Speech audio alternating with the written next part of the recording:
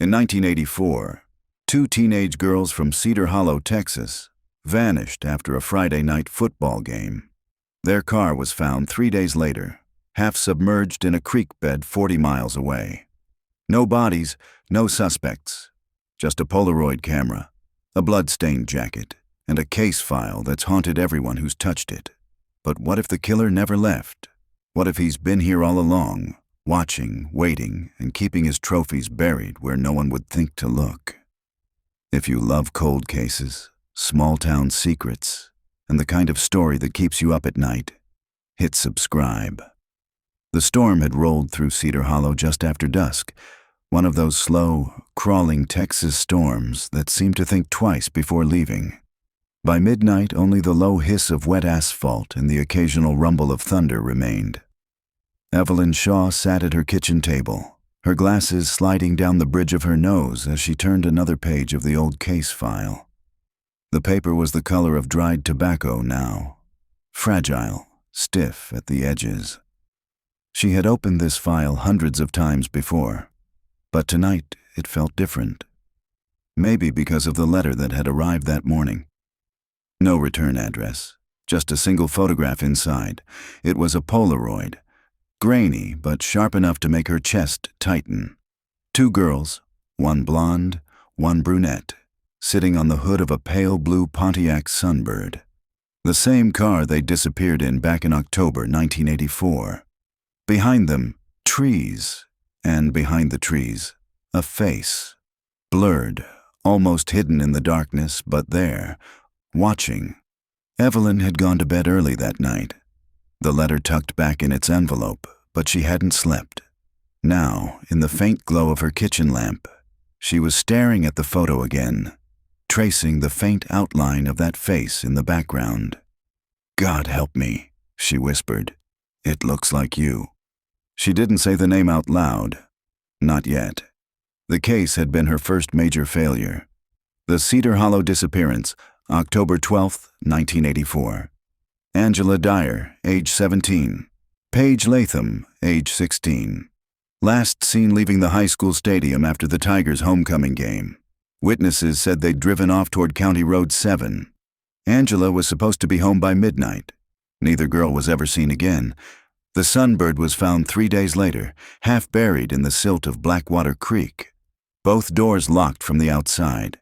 Inside, mud, a single cheerleading shoe, and the Polaroid camera the girls had borrowed from the yearbook club.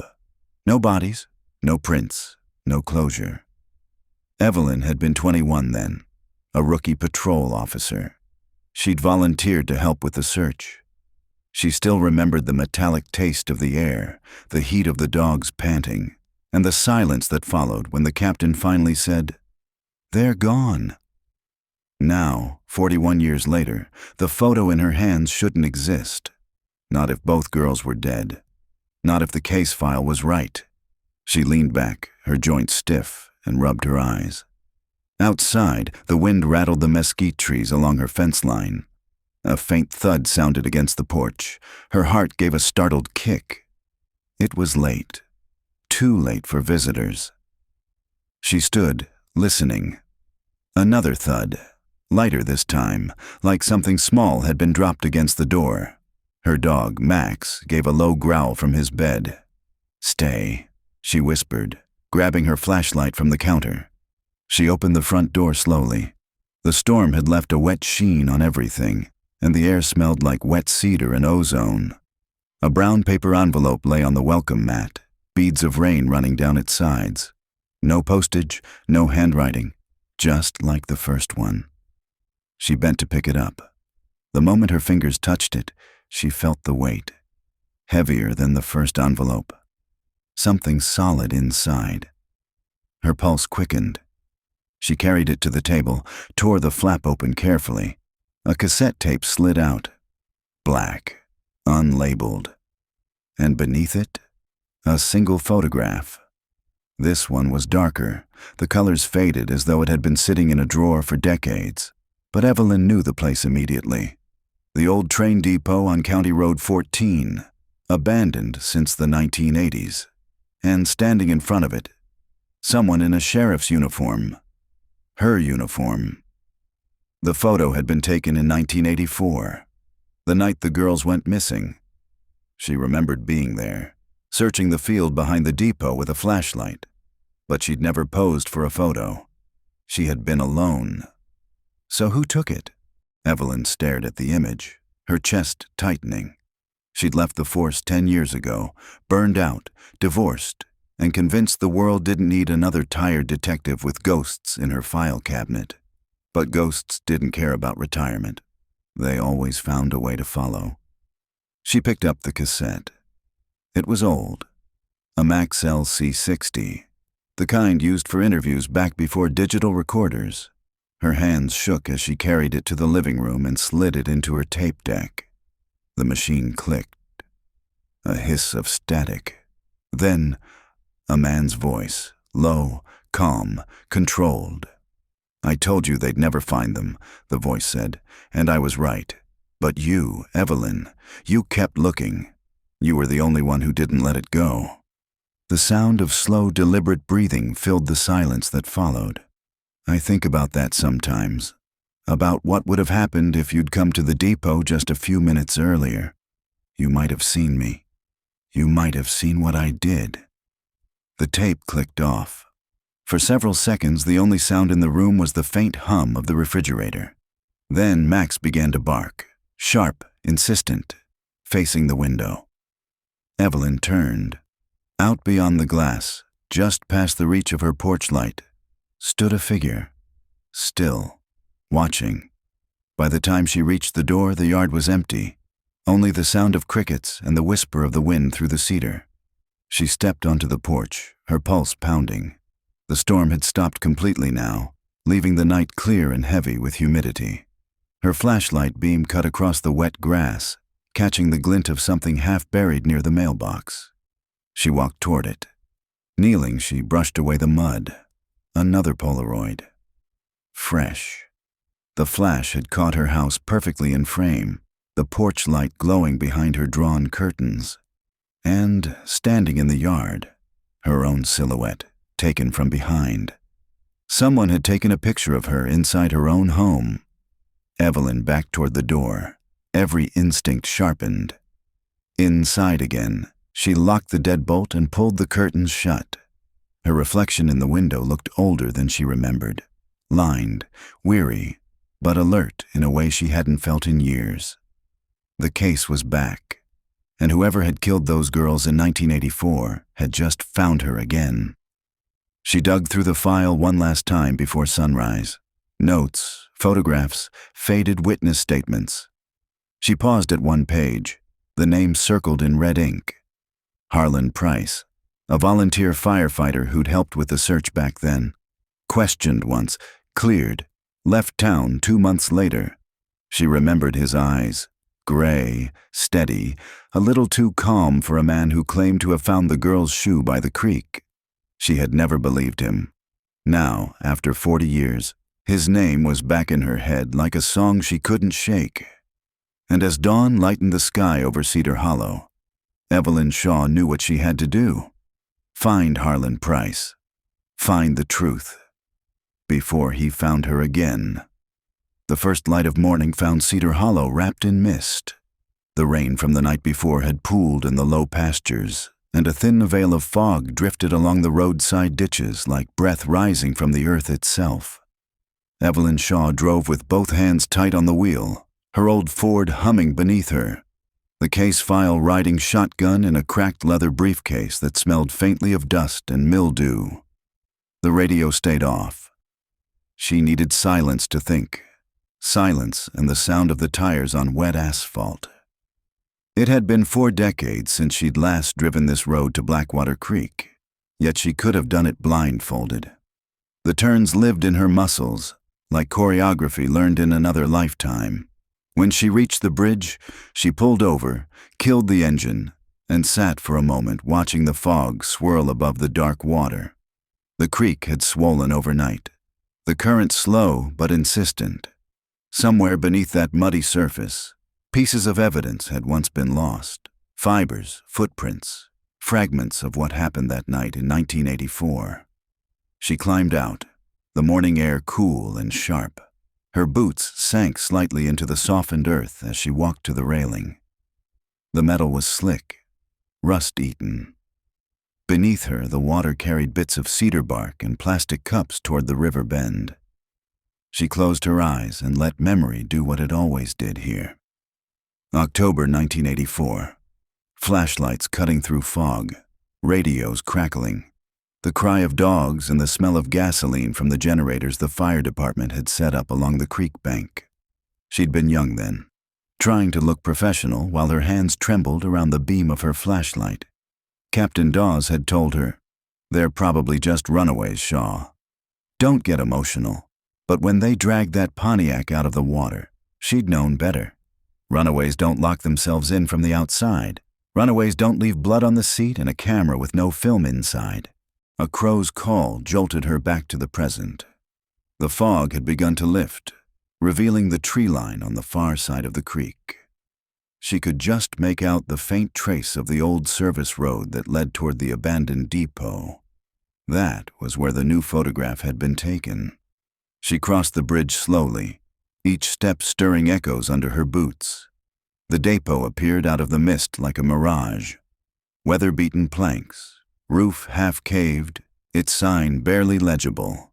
Cedar Hollow Freight, 1972.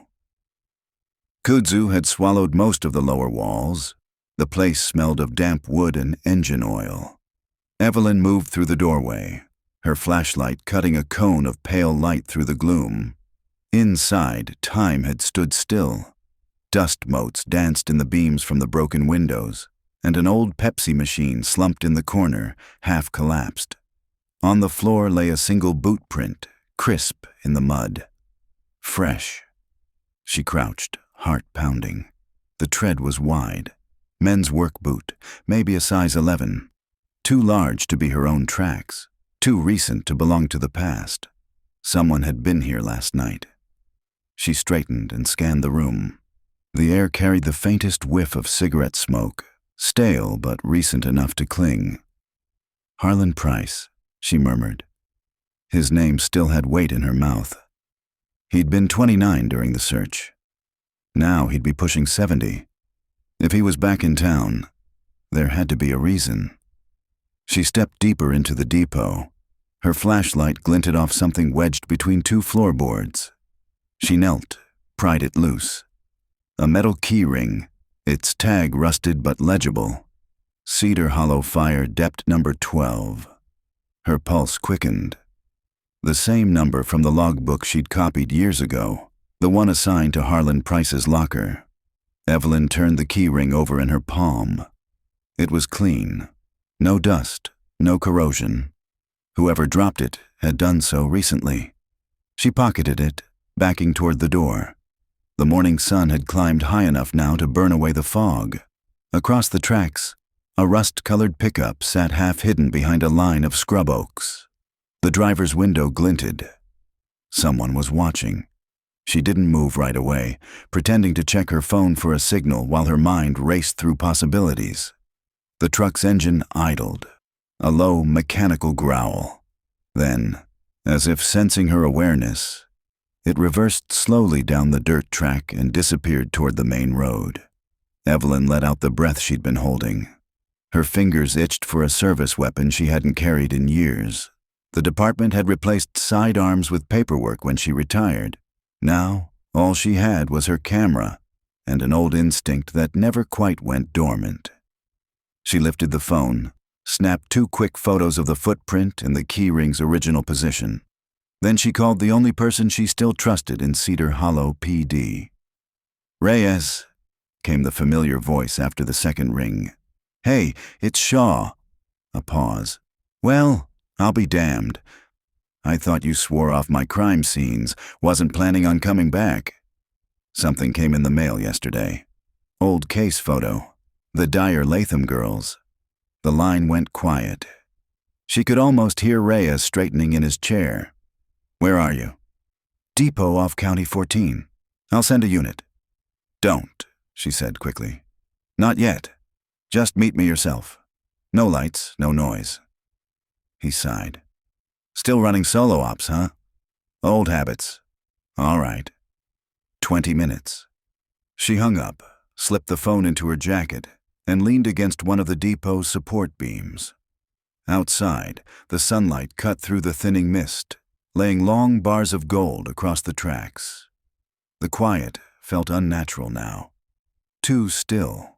When Reyes arrived, his unmarked sedan rolled in slow, tires crunching over gravel. He stepped out, mid-50s, grayer than she remembered, still carrying that combination of kindness and caution that had made him a good detective. "You look like hell," he said. "Morning to you, too." She handed him the Polaroid from the night before and watched his face tighten. "Where'd you get this?" "Mailed to me." "No return address." He studied the picture, thumb tracing the blurred face behind the girl's. "You think it's legit?" "It's a Polaroid. Same model they used, same girls. And I got this today." She showed him the key ring. Reyes frowned. "Fire department number 12. Price's locker. Exactly." He exhaled slowly. "You think he's back?" "I think someone wants me to think he is." They stood in silence for a long moment, the sound of cicadas rising with the heat. "Let's reopen it," Reyes said finally. "Unofficially, at least until I can get the captain's approval. We'll start with the evidence storage. See if anything ever went missing." Evelyn nodded, but her mind was elsewhere. On the fresh boot print, the cigarette smell, the silhouette outside her house. She'd seen killers who enjoyed taunting their hunters, feeding them crumbs until they walked straight into the trap. She looked toward the creek, where the water caught the sunlight in thin, bright shivers. 41 years ago, 2 girls had vanished there, and now the ghosts were stirring again. The Cedar Hollow Fire Department hadn't changed much since the 80s. Same brick walls sun-faded to the color of rust. Same flagpole leaning a few degrees off-center. Same smell of diesel and old rubber drifting from the bays. Evelyn followed Reyes through the side door, past a row of gleaming engines that looked too modern for the building that held them. The echo of their footsteps filled the concrete hallway. Reyes nodded to a young firefighter at the desk. "Morning, Luke. Captain said we'd be down in records." The kid looked surprised. "Records? Sir, those are still in the basement. Nobody's been down there in a while." "That's the idea." Reyes flashed his badge and kept walking. Evelyn trailed behind, counting the steps until the stairwell swallowed the daylight. The air grew cooler, damp, carrying the faint hum of a dehumidifier. Fluorescent tubes flickered overhead like tired fireflies. Rows of lockers lined the far wall, metal doors painted red once, now dulled to a bruised maroon. Faded nameplates ran the length of each row. Burns, Keller, Price. Her pulse jumped at that last one. Locker number 12. Reyes rattled the handle. "Locked." Evelyn reached into her pocket and held up the key ring she'd found at the depot. The tag still read number 12. The key slid in with a soft metallic click. The door creaked open. Inside hung a neatly folded turnout coat, its reflective stripes yellowed with age. A pair of boots sat beneath it, laces tied together. On the shelf above, a cardboard box rested under a thin film of dust. Evelyn lifted the box carefully. The cardboard crackled as she opened the flaps. Inside, a bundle of cassette tapes wrapped in plastic, a disposable lighter, and a photograph, black and white. Edges curled. She drew in a slow breath. The picture showed the same depot she'd visited that morning, but from a different angle. The far side, where the loading ramp faced the tracks. Standing on the ramp were 2 girls, Angela and Paige. Reyes leaned over her shoulder. "That photo was never in the evidence files." "No." Evelyn's voice sounded far away, even to herself. "And look at this." She pointed to the faint outline behind the girls. A pickup truck, dark-colored, parked halfway in the frame. The same shape she'd seen at the depot today. Reyes whistled softly. "You think Price took it?" "I think whoever took it knew what they were doing, and I think they wanted us to find it now." He took one of the cassettes, turned it in his hands. A strip of masking tape across the side read simply, 84B. "Evidence room upstairs has an old player," he said. "Let's see what's on it." They climbed back up, passing through the narrow hallway that smelled of bleach and machine oil. The records room looked like a time capsule. Metal filing cabinets, stacks of logbooks, an ancient reel-to-reel deck still plugged into the wall.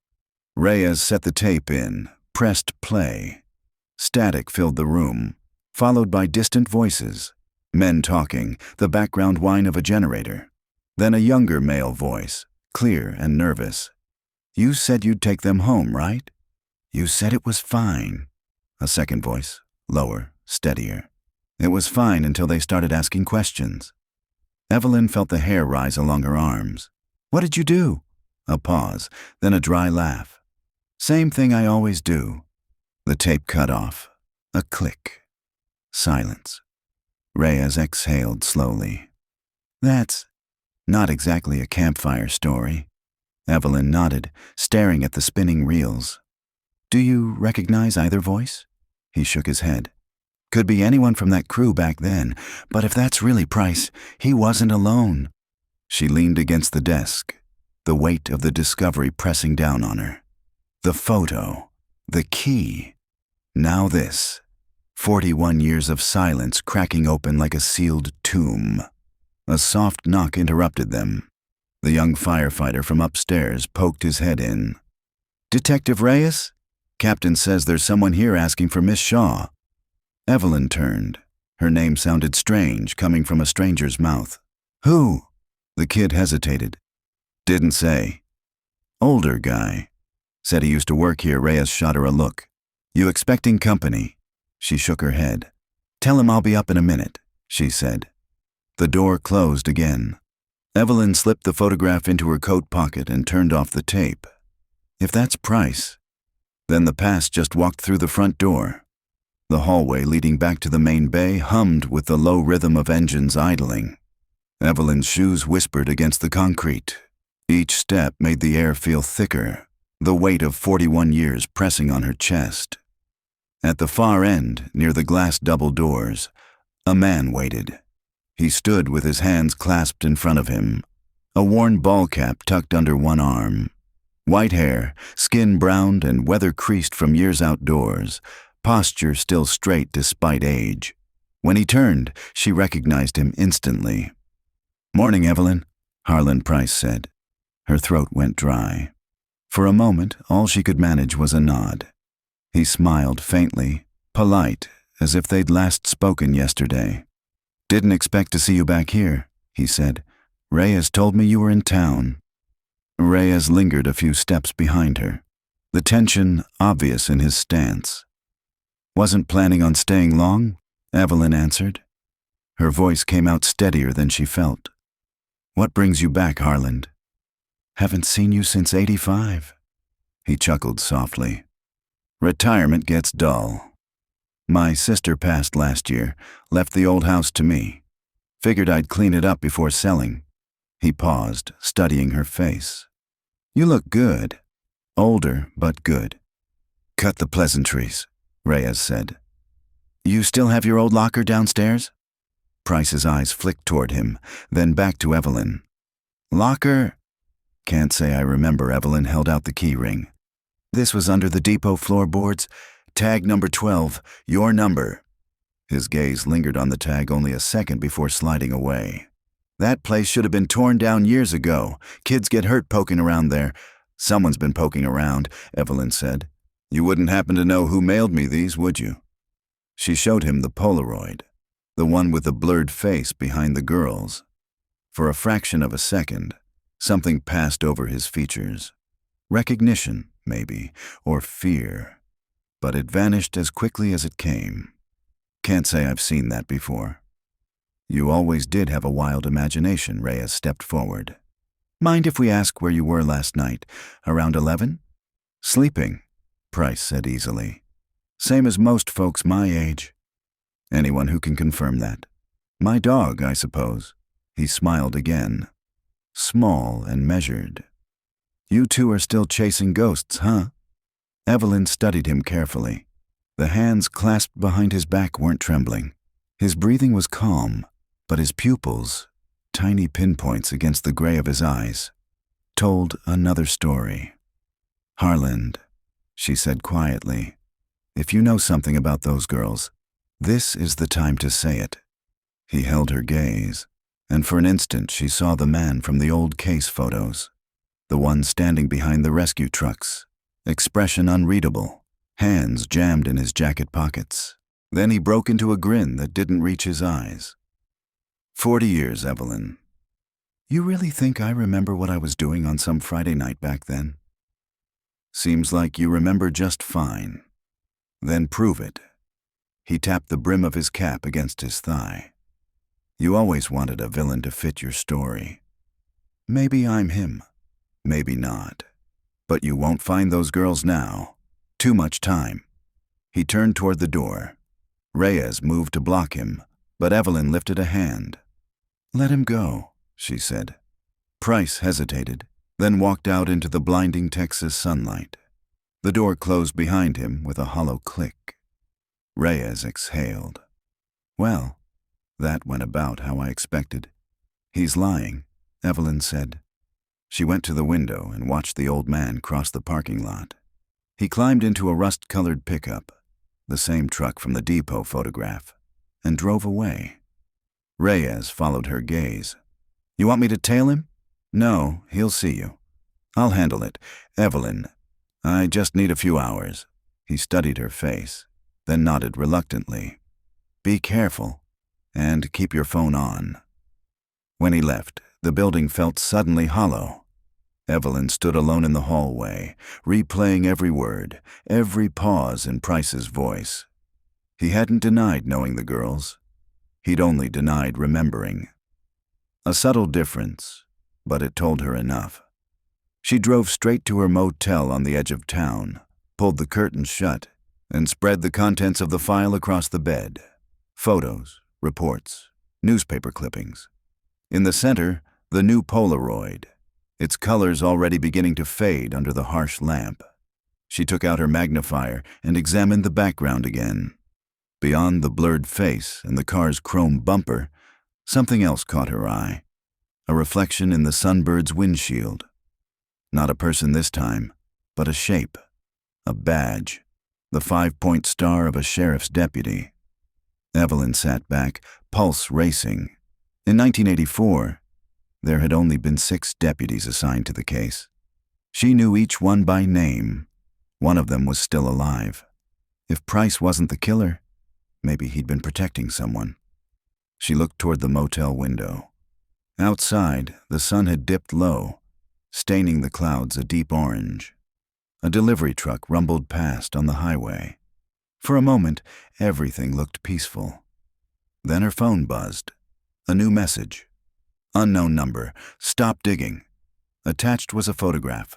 A modern shot of her standing on the bridge at dawn that very morning, the case file in her hands. Evelyn's stomach turned cold. Someone had been close enough to take that picture while she was looking at the creek. Close enough to hear her whisper the name Harland Price. She checked the window again. Nothing but the endless sprawl of mesquite and the glow of the motel sign. She deleted the message, powered off the phone, and opened her notebook.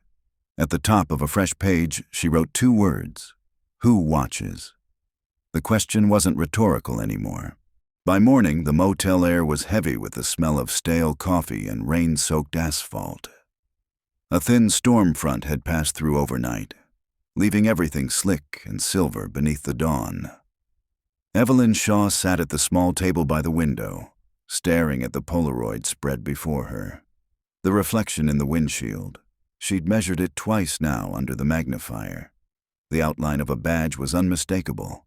Sheriff's Department, mid-'80s issue. 5-point star with the county seal.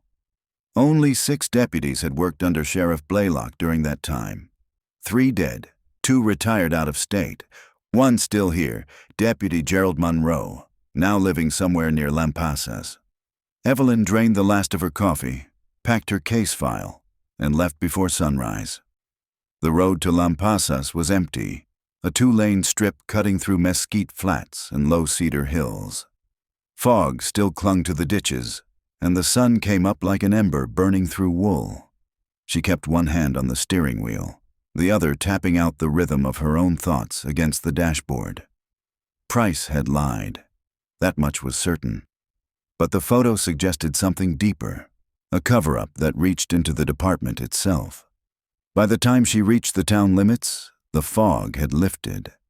A battered green highway sign welcomed her to Lampasas County, population 12,000. The streets were quiet except for the occasional truck heading toward the feed store. Monroe lived on the edge of town, in a weathered ranch house that looked like it hadn't seen fresh paint since the Reagan era. A rusted swing creaked in the breeze. Evelyn parked in the dirt driveway and sat for a moment before getting out. The world felt too still, no birds, no movement. Then the screen door opened. A tall man in his 70s stepped out, leaning on a cane. His white hair was cut short, military style. His eyes were sharp, blue-gray, and suspicious. "Detective Shaw," he said before she could introduce herself. "You've been busy." Evelyn paused halfway up the porch steps. "You know who I am?" "Reyes called," Monroe said, his voice rough from age or cigarettes. "Said you might come asking about 84. I told him I'd think about it." He stepped aside, motioning her in. "You might as well come in before the neighbors start wondering why a strange woman's standing on my porch at dawn." Inside, the house smelled of tobacco and cedar polish. Old police commendations hung crooked on the walls, next to faded photographs of deer hunts and Christmas dinners. Monroe gestured to a chair. "Coffee's fresh. Hope you still take it black." She accepted the mug he poured, watching the steam curl. "I appreciate your time, Deputy." He snorted. "Haven't been a deputy in 30 years. Call me Gerald." "All right. Gerald." She set her bag down beside the chair. "I'm reopening a file from October 1984, the disappearance of Angela and Paige Cartwright." He didn't flinch, but his jaw tightened. "Thought that case was buried for good." "So did a lot of people." She slid the photograph across the table. "Recognize this?" He looked down. The creases around his eyes deepened. "That's the old freight depot. Haven't seen that place in decades. And the reflection in the windshield?" He squinted. "Could be a badge." "Hard to say. You wore that same badge?" He leaned back, cane resting against his knee. "Careful, detective." "That sounds like an accusation. It's a question." He was silent for a long moment. The clock on the wall ticked softly. Finally, he said, "You think I had something to do with those girls?" "I think you were there that night." Monroe let out a slow breath. "You're half right." Evelyn leaned forward. "Go on." He took a sip of coffee, hands trembling slightly. "It was late, after midnight. Sheriff Blaylock sent me out with Price to check a report about trespassers near the old quarry. Said some kids had been drinking out there again. We didn't find anyone at the quarry, but on the way back, we saw headlights at the depot. Price said it was probably teenagers. I told him to keep driving. He didn't." He stared past her, eyes clouded with memory. "He pulled over, got out. I followed. When we got close, we saw two girls standing near the ramp. They looked scared. Said a man had promised them a ride to town, but he'd gone off into the woods. The Cadillac was parked nearby. Evelyn felt her stomach tighten. "The same Cadillac from the case file." He nodded. "Red, shiny. Couldn't miss it. I radioed dispatch, told them we might have a situation, but Blaylock cut in. Told me to stand down, said the family was already being looked after. That didn't make sense. What did you do?" I turned around to question the girls again. But Price, he was gone. And so were they. Evelyn's pulse quickened. "Gone where?" "I don't know. The car was still there. I searched the area for an hour. When I came back, the Cadillac was gone too." He rubbed his temples. "Next morning, Blaylock told me to file it as a false report." Said the case was closed, the girls picked up by relatives. A week later, he called me into his office and said if I valued my pension, I'd never bring it up again. Evelyn sat in stunned silence. Monroe looked at her, weary but steady. You want the truth? That whole department was rotten by then. Blaylock was taking kickbacks from a salvage company, Harrove's Auto Salvage. Same place that car turned up, right? She nodded slowly. Yeah, they were funneling stolen vehicles through the county impound yard, swapping VIN numbers. I figured the Cadillac was part of it, but once the sheriff died in '91, the trail went cold. Evelyn's thoughts raced. You never told anyone? Tried once. Ranger out of San Marcos. He said the records were gone. Next thing I know, someone slashes my tires and torches my shed. I took the hint. He stood, wincing as his knee popped. I kept one thing, though. He limped to a back room and returned with a sealed evidence bag, yellowed with age. Inside was a strip of torn fabric, denim, faded and frayed. Stuck to it was a round metal pin, enamel chipped but still legible. It read, Lucia's Diner, Austin, Texas. Evelyn stared at it. Lucia's, that was Angela's mother's workplace. Monroe nodded. Found it near the ramp that night. Sheriff told me to lose it. I didn't. Why give it to me now? He sighed. Because whoever sent you that Polaroid wants you dead, and I'm too old to keep secrets anymore. Thunder rolled somewhere distant. Or maybe it was a truck on the highway. The sound lingered like a threat. Evelyn placed the evidence bag carefully in her case. You said Blaylock was connected to Harrove's Salvage. Who owned it? Man named Dean Lahm. Died about 10 years back. His nephew runs it now, Reed Caraway.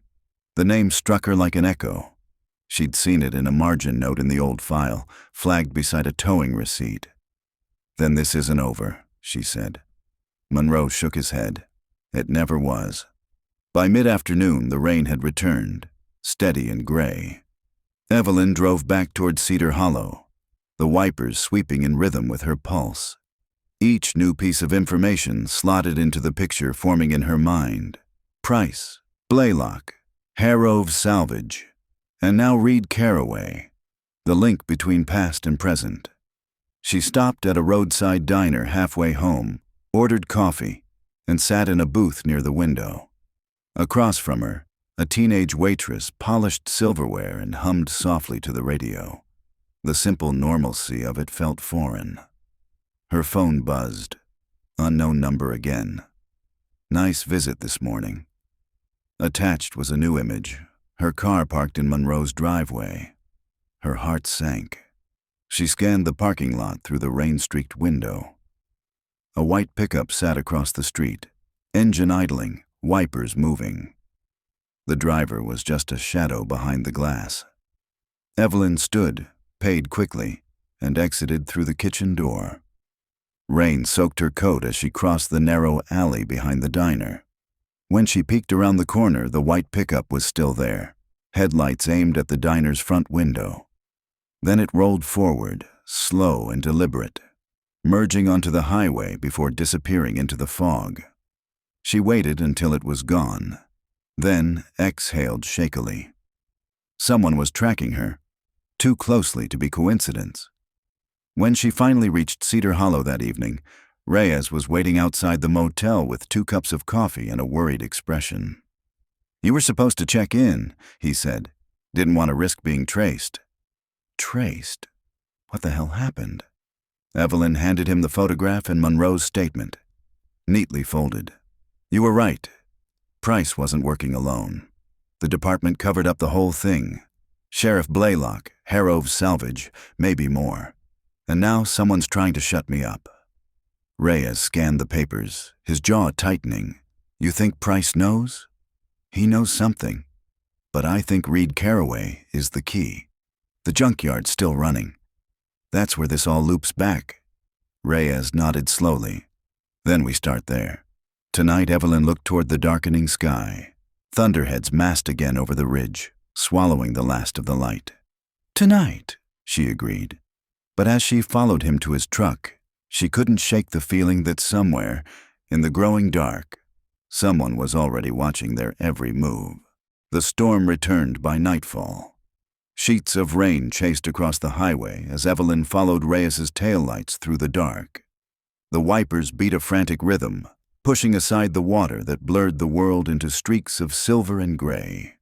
Harrove's salvage lay 5 miles outside Cedar Hollow, down an unmarked service road that cut through the mesquite like a scar. Even from a distance, the place looked half alive.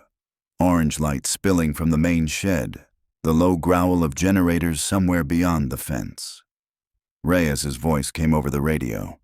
"Security system's old analog. We can slip through the east gate if the cameras are still blind on that side." Evelyn answered, "You've done this before?" "Once or twice. County doesn't pay me enough to play by the book." She smiled despite the tension. The rain made conversation feel smaller, contained, as if the whole world had narrowed to the two of them and the rust-stained fence ahead. They parked behind a line of derelict school buses. The air smelled of wet metal and oil. Reyes produced a set of bolt cutters from the trunk, their handles wrapped in duct tape. One sharp twist and the padlock on the side gate snapped. Inside, the junkyard stretched out like a city of ghosts.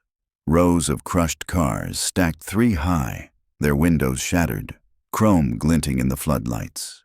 Water pooled between them, reflecting the skeletal outlines of the machines. Evelyn pulled her hood tight. "You take the office. I'll check the sheds." Reyes hesitated. "We stick together. Trust me. If anyone's here, they'll expect one of us, not two." He started to argue, but saw the determination in her face. Finally, he nodded. 10 minutes, then meet by the main hangar. She slipped away between the rows of metal, flashlight low.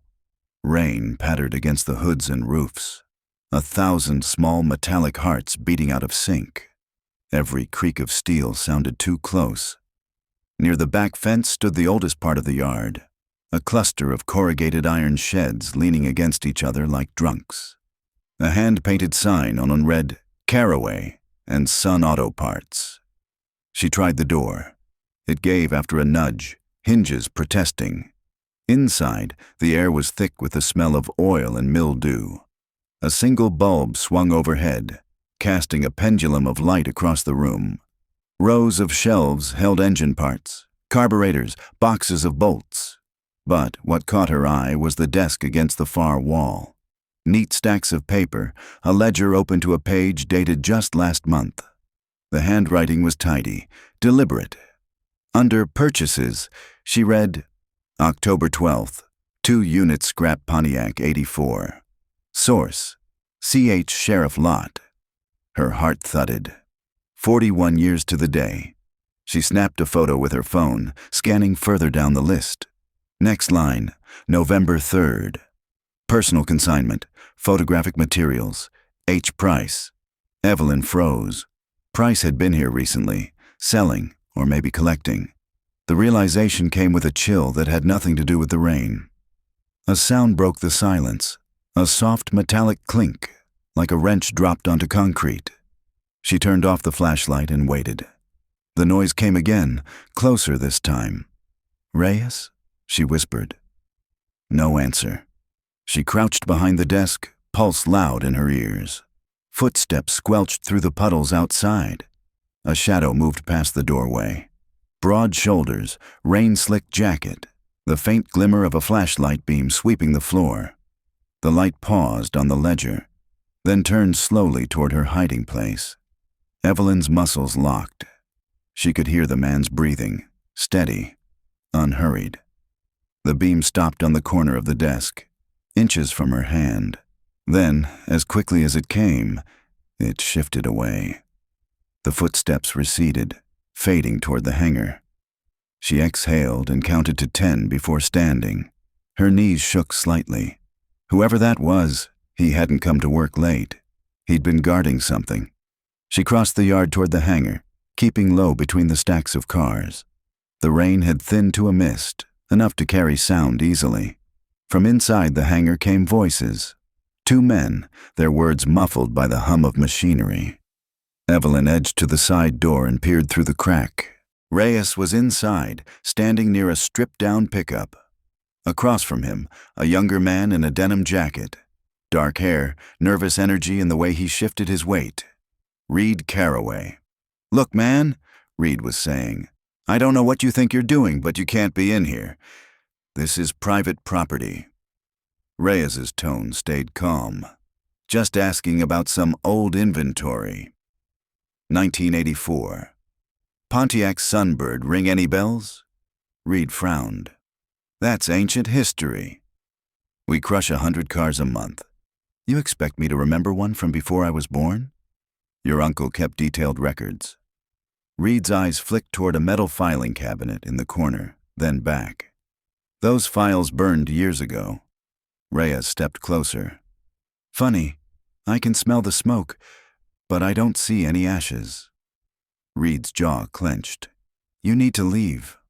From her hiding spot, Evelyn saw the glint of something in Reed's right hand, a tire iron, half hidden behind his leg. "Reyes," she called softly, pushing the door open. Both men turned. Reed's face hardened. "You brought company," he said. "Detective Shaw," she introduced herself. "We just have a few questions." "You cops never quit, do you?"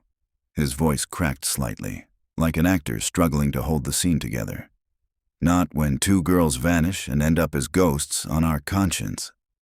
He laughed once, sharp and bitter. "You think you're going to solve that? After 40 years? "Someone thinks we're getting close," she said. "They've been sending photos. Polaroids, and one of them has your uncle's handwriting on the back." The color drained from his face. "You shouldn't have come here." A low rumble filled the air, an engine starting behind the hangar.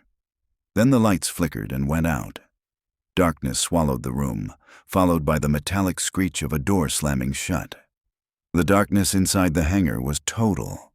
The only sound was the engine idling somewhere behind the walls, a deep mechanical heartbeat echoing off the corrugated steel. "Reyes!"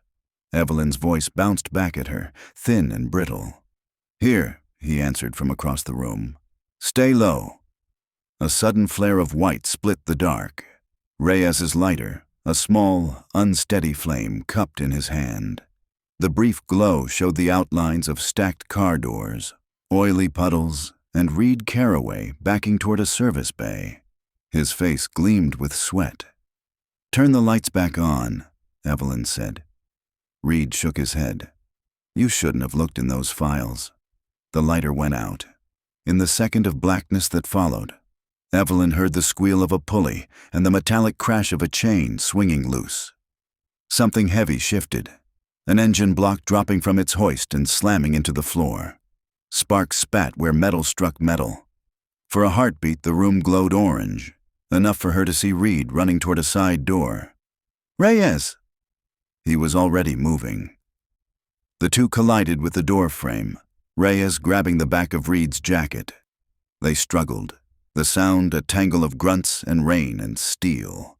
Then Reed twisted free and vanished into the downpour outside. Reyes stumbled back, breathless. "He killed the power from the breaker box." Evelyn's flashlight beam cut through the dark as she switched it on. "Then we find out why." They swept the hangar systematically. Behind the rows of stripped vehicles stood a false wall of sheet metal, a seam just visible under the beam's glare. A heavy padlock hung open on the latch as though someone had left in a hurry. Reyes pried the panel back with a crowbar. The smell hit first, wet earth and rust, sharp and old. Behind the wall was a descending stairwell made of poured concrete, steps slick with moisture. "Storage?" Reyes asked. "Or something they didn't want found," Evelyn said. They descended, flashlights cutting through the dark. At the bottom lay a low room lined with plastic barrels and shelves of cataloged car parts. But near the far wall, half buried under a tarp, sat a wooden crate stamped Evidence, Cedar Hollow Sheriff. Evelyn's throat tightened. She pulled back the tarp. Inside were dozens of cardboard boxes, each labeled with an old case number, and on top, one marked 84 Dyer/Latham. She opened it carefully. Inside lay the girl's belongings: hairbrushes, notebooks, a single sneaker, and a camera. A Polaroid one-step, its white casing cracked but intact. The same camera listed as missing from the evidence inventory. Son of a... Reyes caught himself. They moved the entire archive down here. Evelyn turned the camera over. The back compartment still held a cartridge. She ejected it. One undeveloped photo slid out, stiff and gray with age. She laid it flat on a workbench under her flashlight. Slowly, the image began to bloom, grainy outlines forming shapes. Two girls in cheer uniforms, Angela and Paige, and standing between them, arms draped casually around their shoulders, was a man in a sheriff's uniform. Not Blaylock, Harland Price. Reyes swore softly. "That's him." Evelyn nodded, voice low. "But the uniform, look closer." The patch on the sleeve wasn't the fire department's insignia. It was the sheriff's 5-point star. "He was wearing a deputy's jacket," she said. "Someone gave it to him." Someone inside, the implications hung in the damp air. A conspiracy that had swallowed half the county's law enforcement and rotted quietly for 4 decades. A loud bang cut through the silence, the sound of a door slamming upstairs, then footsteps, heavy, running. "Back way," Reyes hissed. They killed their flashlights and moved toward the narrow passage near the stairwell. Faint light filtered through gaps in the siding. Outside, rain hammered the yard. The exit led behind a pile of crushed sedans. Evelyn peeked around the edge. Reed's pickup roared past, tires spitting mud. He was gone. She and Reyes sprinted to their cars, soaked by the time they reached the road. The storm swallowed the junkyard behind them, the hangar's lights still dead. They pulled into a diner 15 minutes later, engines steaming. Inside, the fluorescent lights felt unreal after the darkness. They sat in a corner booth, both too wired for coffee, too tired for words. Reyes finally said, "You think Reed knew about that basement?" "He knew enough to kill the lights," Evelyn answered. "But Price, he was more than a suspect. He was part of the sheriff's crew. Maybe their enforcer Reyes rubbed his temples." "You're saying the department used him to clean up their messes?" "Exactly. When the girls stumbled onto something at the depot, maybe the stolen car ring, they made them disappear. Price did the work, Blaylock covered it, and Harrove's salvage hid the evidence." Reyes exhaled. "And now someone's resurrecting it." Evelyn looked out at the rain blurring the parking lot lights. "Not resurrecting. Finishing it. Whoever's been sending the photos wants us to dig until we hit something buried too deep to hide." She reached into her bag, pulled out the undeveloped Polaroid she'd taken from the crate, and set it on the table. The image had darkened fully now, the 3 figures clear, the sheriff's badge glinting faintly under the flash. Across the bottom margin, a single line of writing appeared as if bled through by age. "We never left." Reyes stared at it, jaw tight. "Someone's playing a long game. Or ending one," Evelyn said. Outside, thunder rolled again, low and distant, like the sound of shovels striking earth. By dawn, the rain had stopped, leaving a thin silver mist that clung to the courthouse steps. Evelyn and Reyes carried the boxes they'd taken from Harrove's salvage through the rear entrance of the Cedar Hollow Sheriff's Department, careful not to draw attention. The building smelled of disinfectant and burnt coffee, a combination unchanged since the 1980s. Reyes swiped his key card. "Evidence lab still down in records. Nobody uses it but me and the night clerk." Evelyn followed him down the narrow hall. Each footstep echoed. She felt the weight of what they were carrying, the literal ghosts of the case, settle deeper in her chest. The lab was a windowless room lined with steel shelves and old equipment. A photo enlarger, a cracked light table. 2 cassette decks hooked to a set of aging speakers. Reyes flipped on the overhead lamp. The buzz of fluorescence filled the silence. He pointed at the boxes. "You start with the film, I'll cue the audio." Evelyn unpacked the Polaroids first.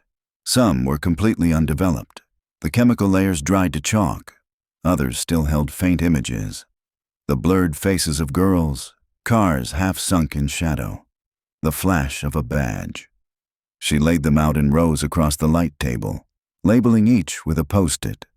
One photo in particular caught her breath. It showed the interior of a car at night. The flash had captured two pale hands gripping the steering wheel, and in the rearview mirror, a single eye stared back at the camera. Male. Cold. Reyes's voice pulled her from the trance. "Got one of the cassettes loaded. Same handwriting. 84B, 84C. Ready?" She nodded. He pressed play. A burst of static, then a low hum. A door creaking. The faint buzz of a fluorescent bulb. Male voice 1. Price. "They're scared, Jerry. Think maybe they saw the lot." Male voice 2. Unidentified. "Then you clean it." Same as before. "You don't call me unless it's done." Price. "And the car?" Voice 2. "Take it to Harrove's. They'll handle the paperwork." Evelyn's stomach tightened. She leaned closer to the speaker. The second voice was calm, almost bored, but familiar in rhythm. Reyes paused the tape. "Sound like anyone you know?" She shook her head slowly. "Maybe Blaylock, but older. Or recorded on a different deck. Want to hear the rest?" "Play it." The tape resumed with the muffled sound of movement, the scrape of a shovel. Then Price again, whispering, "You sure about this, Sheriff?" A pause, then a low laugh. "Nobody cares what happens out here." The tape clicked off. Silence flooded the room. Reyes rubbed his jaw. "Well, that's the connection we needed." Evelyn nodded, though her throat felt dry. Price was working for Blaylock, cleaning up evidence. Those girls probably stumbled onto the stolen car ring, and Harrove's salvage was the disposal site. Reyes rewound the tape slightly. "You hear that at the end? The echo? Sounds like concrete walls. Maybe the depot basement or a storage pit. Could be where they buried them," she said softly. They exchanged a long look. No words were needed. The thought alone pressed the air from the room. Reyes stood, pacing.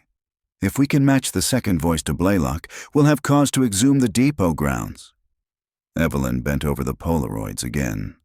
Under the harsh white light, new details surfaced. Small clues emerging as the chemicals warmed. In one image, she saw a partial reflection of the photographer. A broad frame, a square silver badge pinned to the shirt pocket. She adjusted the focus, heart skipping. "Reyes, look at this." He leaned in. "That badge isn't sheriff's issue." "That's fire department price," she murmured. "But why would he wear both?" Reyes frowned. "Unless someone wanted him to look like law enforcement when he took the girls." She nodded slowly. "Uniform as bait." He sat back. "We'll need digital scans of these. I'll use the scanner in the coroner's office. Nobody there till 10. Evelyn reached for another tape. "Let's check this one first." Label. 84D, dispatch.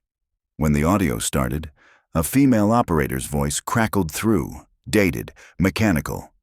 "Dispatch. Unit 5, confirm location." Male voice. Blaylock.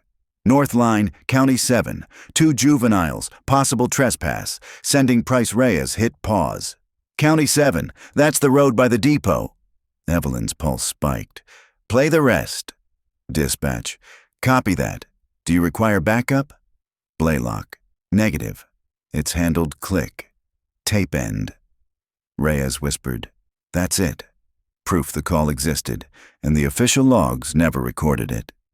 Evelyn leaned back in her chair, the fluorescent hum suddenly deafening. Every sound in the building felt too loud, too close. The case wasn't cold anymore. It was waking up. The air in the evidence lab felt heavier as the tape wound down. The clock on the wall ticked toward 8.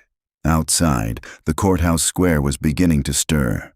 Muffled voices, doors opening, the distant growl of delivery trucks.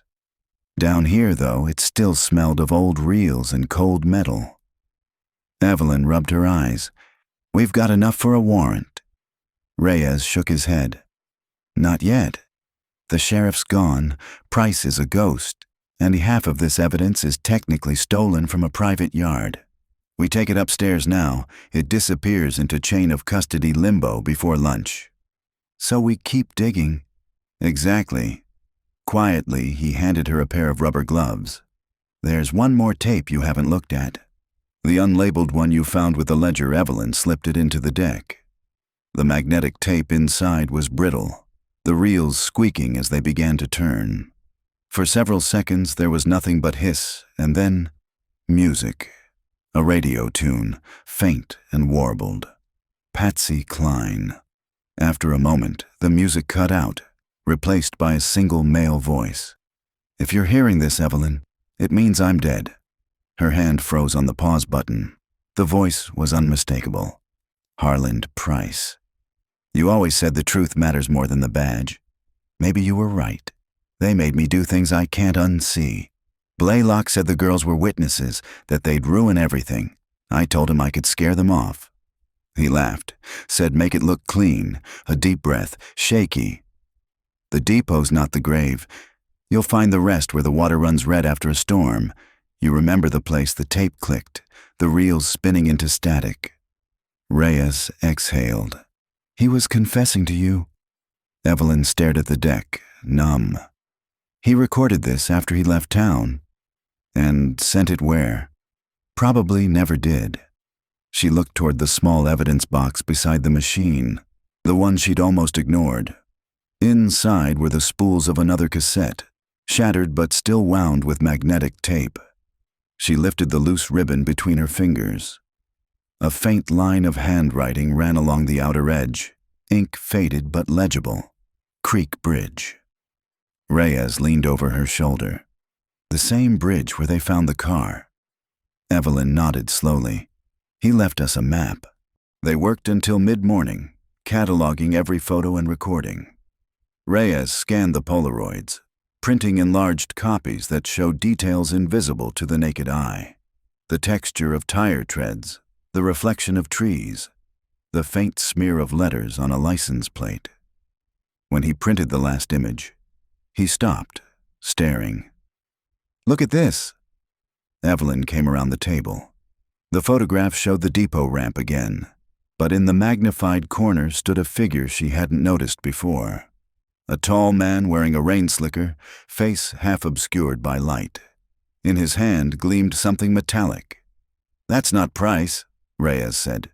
"Too tall. Different build." She traced the outline of the object in his hand. "Camera. He was taking pictures of them taking pictures, whoever's been sending you the Polaroids," he murmured. "It's the same guy." "He's still out there." They left the station by noon, the evidence sealed in unmarked folders. The sky had cleared into a pale blue, washed clean by rain. As they crossed the square, Evelyn glanced toward the memorial statue.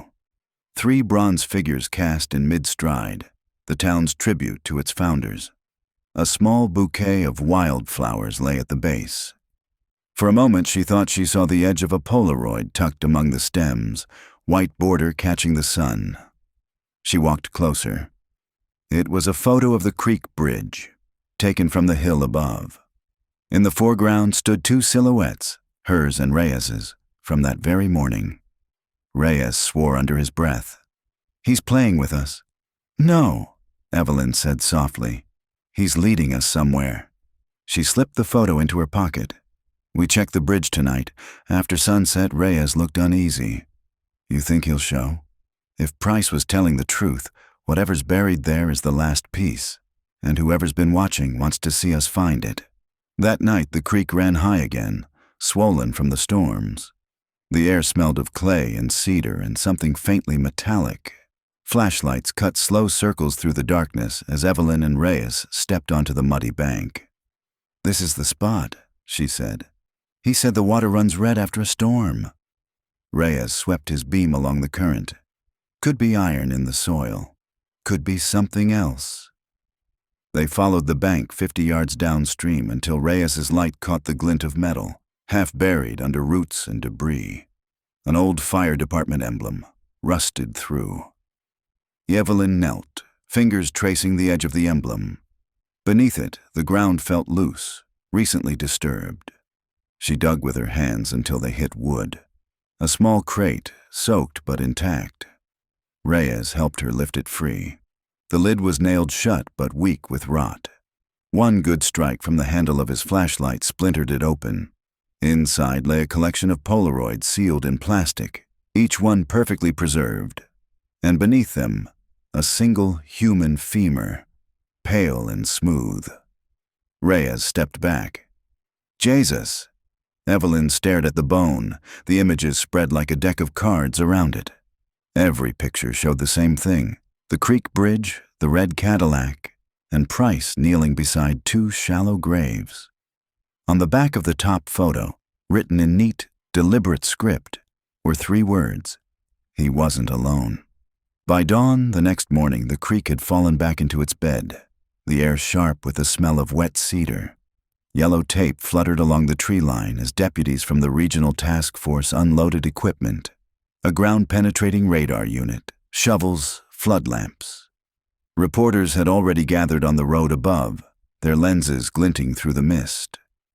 Evelyn stood by the bridge rail, watching sunlight break through the clouds. The sound of water over stone reminded her of the lullabies she used to hum to calm herself on stakeouts. Steady, endless. Now it only reminded her of the silence that had followed the disappearances in 1984. Detective Reyes joined her with 2 paper cups of coffee. "We've got a perimeter. GPR's calibrated. The coroner's team will be here within the hour." She accepted the cup, though she didn't drink. "You told the press anything?" "Just that we're reopening the Price Blaylock file. They're calling it the Creek Bridge excavation. Makes it sound like a museum dig." Evelyn managed a grim smile. Maybe that's what it is. Digging up the town's history below them, 2 technicians rolled the radar sled over the mud.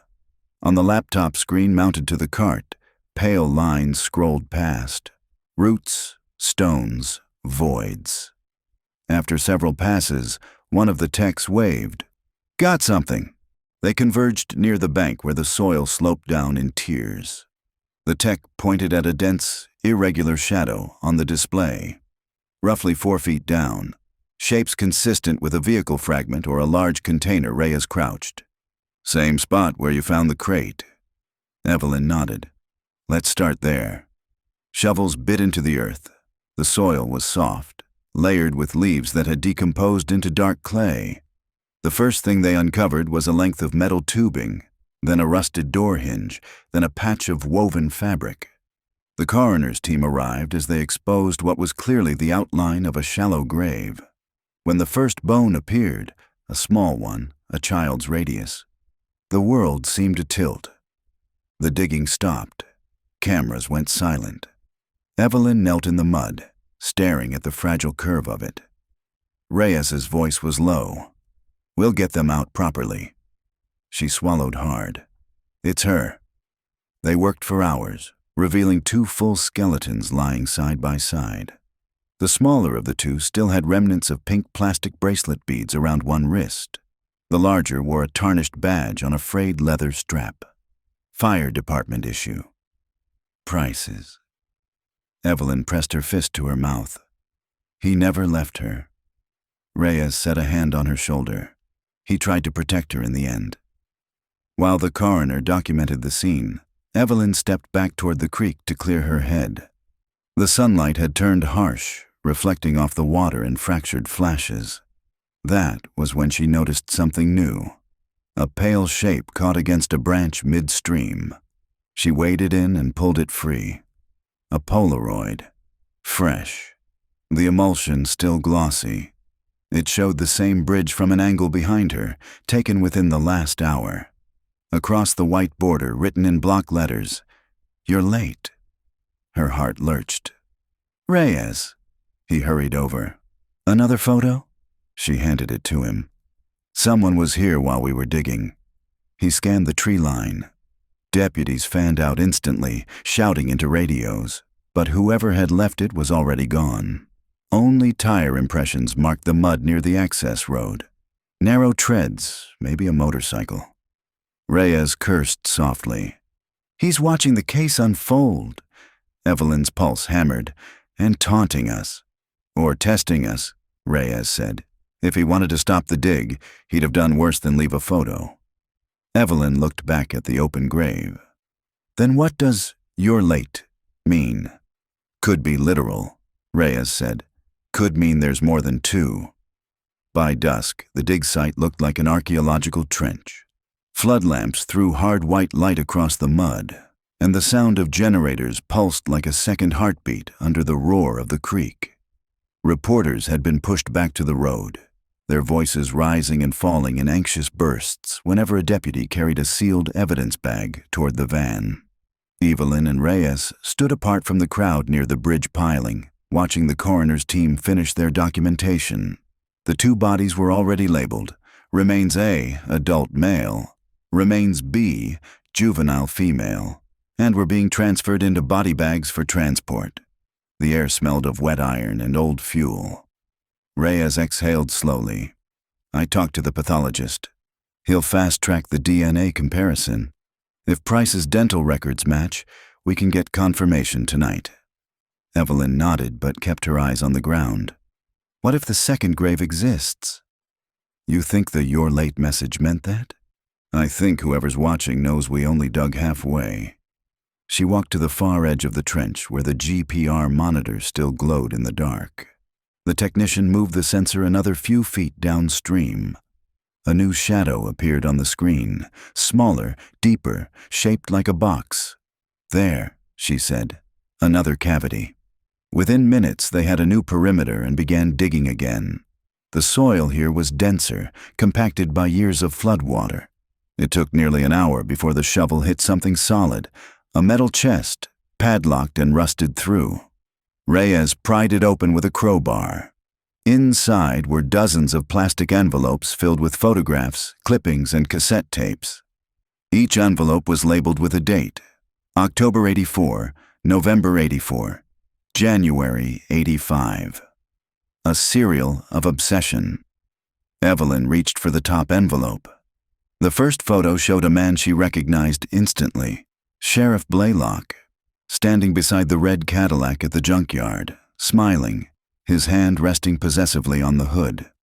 Another photo showed him shaking hands with someone just out of frame, only the sleeve of a fire department uniform visible. "Price and Blaylock," she murmured. "Documenting everything? Why keep this?" Reyes studied the cash. "Maybe leverage. Insurance if one of them turned on the other." Evelyn flipped to the next photo and froze. It was the same farmhouse they'd raided weeks ago, the Carnes property, the one tied to the trafficking ring. Only this picture was dated 1986, long before Carnes supposedly moved in. "Then the farmhouse was part of it from the start," she whispered. "Price, Blaylock, maybe Carnes." It was all connected. Reyes sealed the box. "We'll process this back at the lab. If the handwriting matches the Polaroids, we might have our photographer." As the crew packed up, lightning flickered on the horizon. The storm line was moving back in, purple and ragged. Evelyn turned one last time toward the creek. The current had risen again, swirling with mud and reflected light. For a moment she thought she saw movement on the opposite bank, a faint silhouette watching from the trees. "Reyes," she whispered. "Over there." He swung his flashlight. The beam caught the glint of something metallic. Then, nothing. The figure was gone. They crossed the bridge cautiously, scanning the undergrowth.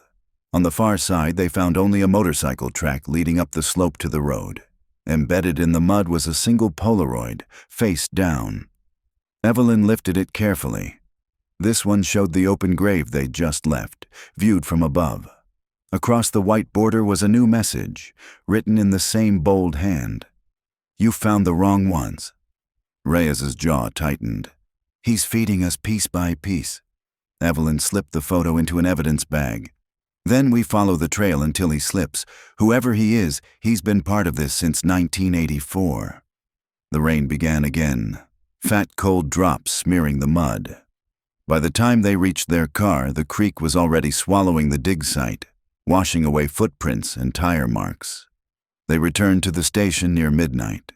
The corridors were silent, except for the hum of fluorescent lights. Reyes carried the metal chest into the evidence lab and locked the door behind them. Evelyn spread the photographs across the table. Most were duplicates of scenes they'd already seen, but toward the bottom of the pile were images that made her throat tighten. Pictures of girls sitting in a classroom, smiling nervously at the camera. Each photo stamped with a year. 1982, 1983, 1984. Victims cataloged before they even disappeared. Reyes examined the handwriting on the backs. Same hand as the recent Polaroids. So whoever's been taunting us wasn't just an observer, Evelyn said. He was documenting everything, even before the murders. He frowned. Then what's his motive now? Guilt? Or pride? A knock startled them both. Deputy Harris pushed the door open, rain dripping from his coat. Sorry to interrupt, ma'am, but the pathologist called in. They've confirmed the adult remains are Harlan Price. Evelyn exhaled shakily. And the girl? Too degraded for a full profile yet, but dental matches the records for... He hesitated. Lucia Hallbrook. The name hit like a physical blow. The room seemed to close around her. Reyes murmured, So the car, the creek, the farmhouse, they're all one chain. Evelyn steadied herself. And someone still holding the other end. Outside, thunder rolled over Cedar Hollow. The rain thickened against the windows, blurring the reflection of the fluorescent lights until it looked like the world itself was being erased. She whispered, It isn't over. The rain finally broke by morning, leaving the courthouse steps slick and shining. Inside, the smell of wet paper and burnt coffee clung to every hallway. Evelyn hadn't slept. She'd stayed in the evidence lab through the night, watching the Polaroids dry one by one under the light table. Each frame felt like a confession written in color. Reyes arrived just after 8, coat unbuttoned, eyes rimmed with fatigue. Forensics came through, he said, setting a folder on the table. Handwriting analysis on the Polaroids and the old ledger. Evelyn straightened. And not Blaylock, not Price either. The loops are tighter, vertical strokes short. Matches one partial signature in the 1984 personnel files. Whose? Warren Keller, evidence technician, retired in 1991. Evelyn frowned. Keller, he handled the depot fire case, didn't he? Reyes nodded. And he was the one who logged the missing items report when the tapes supposedly disappeared. That's our photographer. Reyes spread photos across the table. One of them showed a young man in uniform, pale eyes, thin smile. Warren Keller at 25. He lives outside San Marcos now. Property records show a small ranch off Highway 12. Evelyn grabbed her coat. Then that's where we start. The drive south followed the same route Jim Hallbrook had taken 16 years before. Rolling hills, the road flanked by skeletal oaks and rust-colored grass. Morning fog hung low over the asphalt. For a while, neither of them spoke. The silence between them was filled with the rhythm of windshield wipers and the faint hiss of tires on wet pavement. Reyes broke it first. You think Keller was part of it, or just documenting? If he'd wanted to expose them, he would have gone to the state police, Evelyn said. Instead, he hid the evidence for 40 years and started mailing Polaroids after Carnes was arrested. That's not guilt. That's control. Reyes nodded slowly. Or fear. Maybe someone kept him quiet. They passed a weathered sign. Keller Ranch, private road. The gravel drive wound through cedar and mesquite until a low farmhouse came into view. Tin roof, faded paint, curtains drawn. A single rusted pickup sat by the porch. Evelyn killed the engine. No other vehicles. You ready? Reyes checked his holster. Always. They climbed the steps.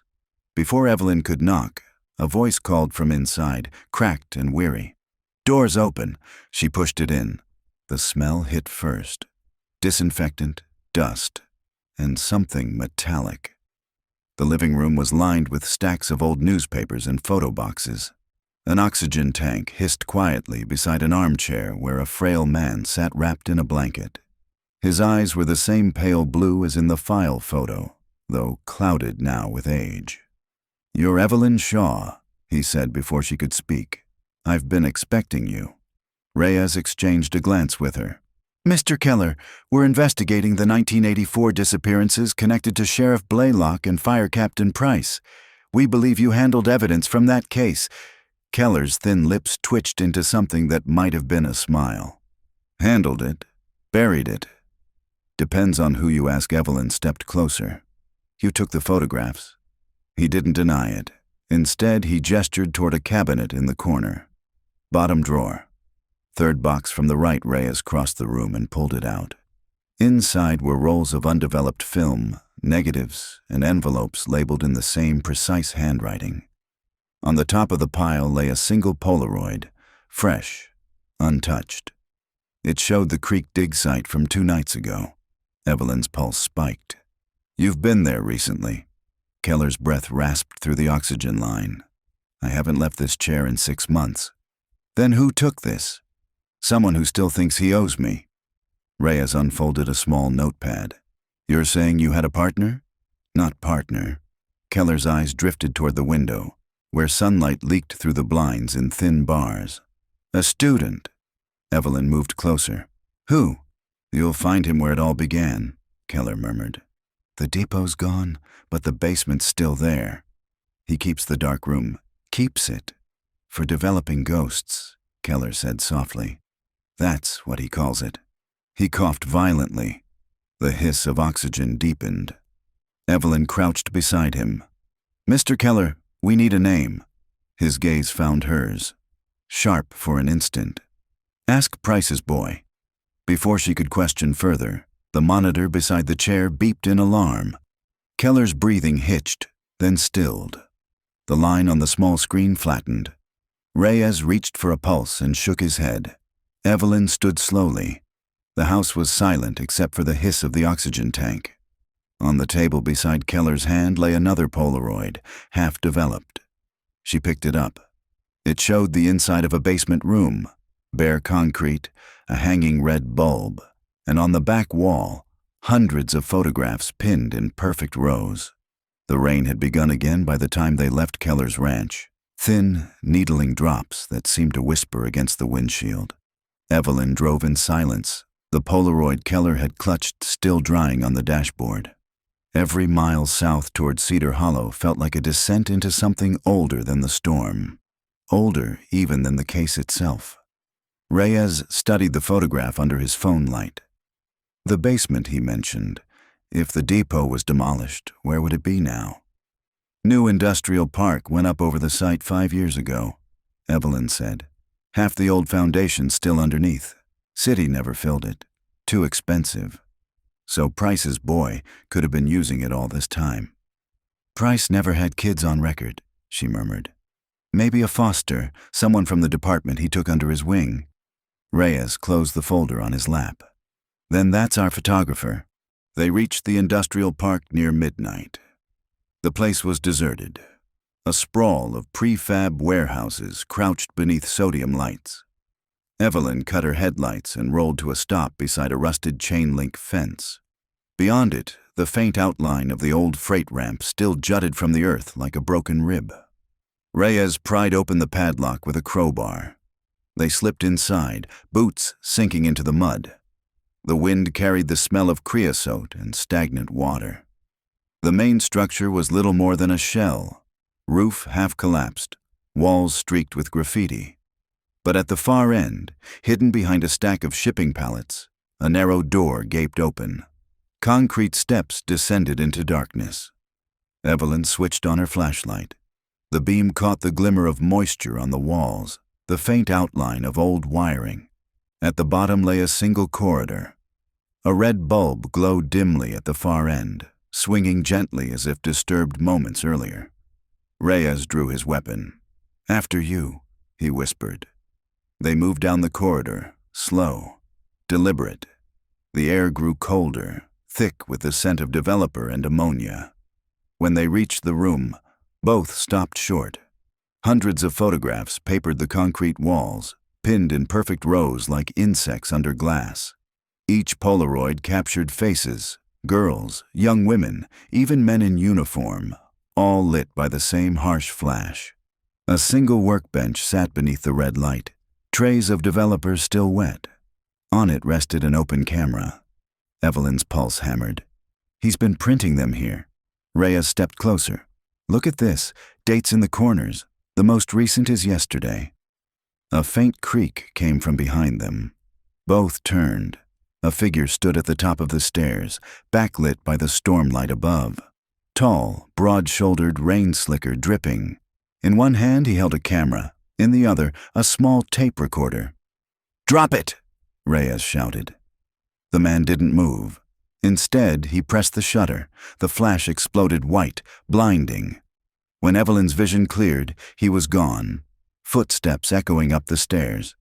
They gave chase, but by the time they reached the surface, the night was empty. Only the hiss of rain and the distant growl of a motorcycle fading down the service road. Reyes swore, holstering his weapon. "He was waiting for us." Evelyn looked back toward the stairwell. "He wanted the photo." They descended again, the smell of chemicals thicker now. On the workbench lay a fresh Polaroid still developing. Evelyn picked it up carefully. The image formed slowly. She and Reyes, standing exactly where they had just been, their flashlights raised. Across the white border, written in block letters, "I see you see me." A shiver crawled up her spine. He was inside the room when Keller died. "He must have followed us here," Reyes exhaled. Price's boy learned his trade well. They began photographing the walls for evidence. Some of the images dated years beyond the original case. 1997, 2004, 2016. Different victims. Same framing.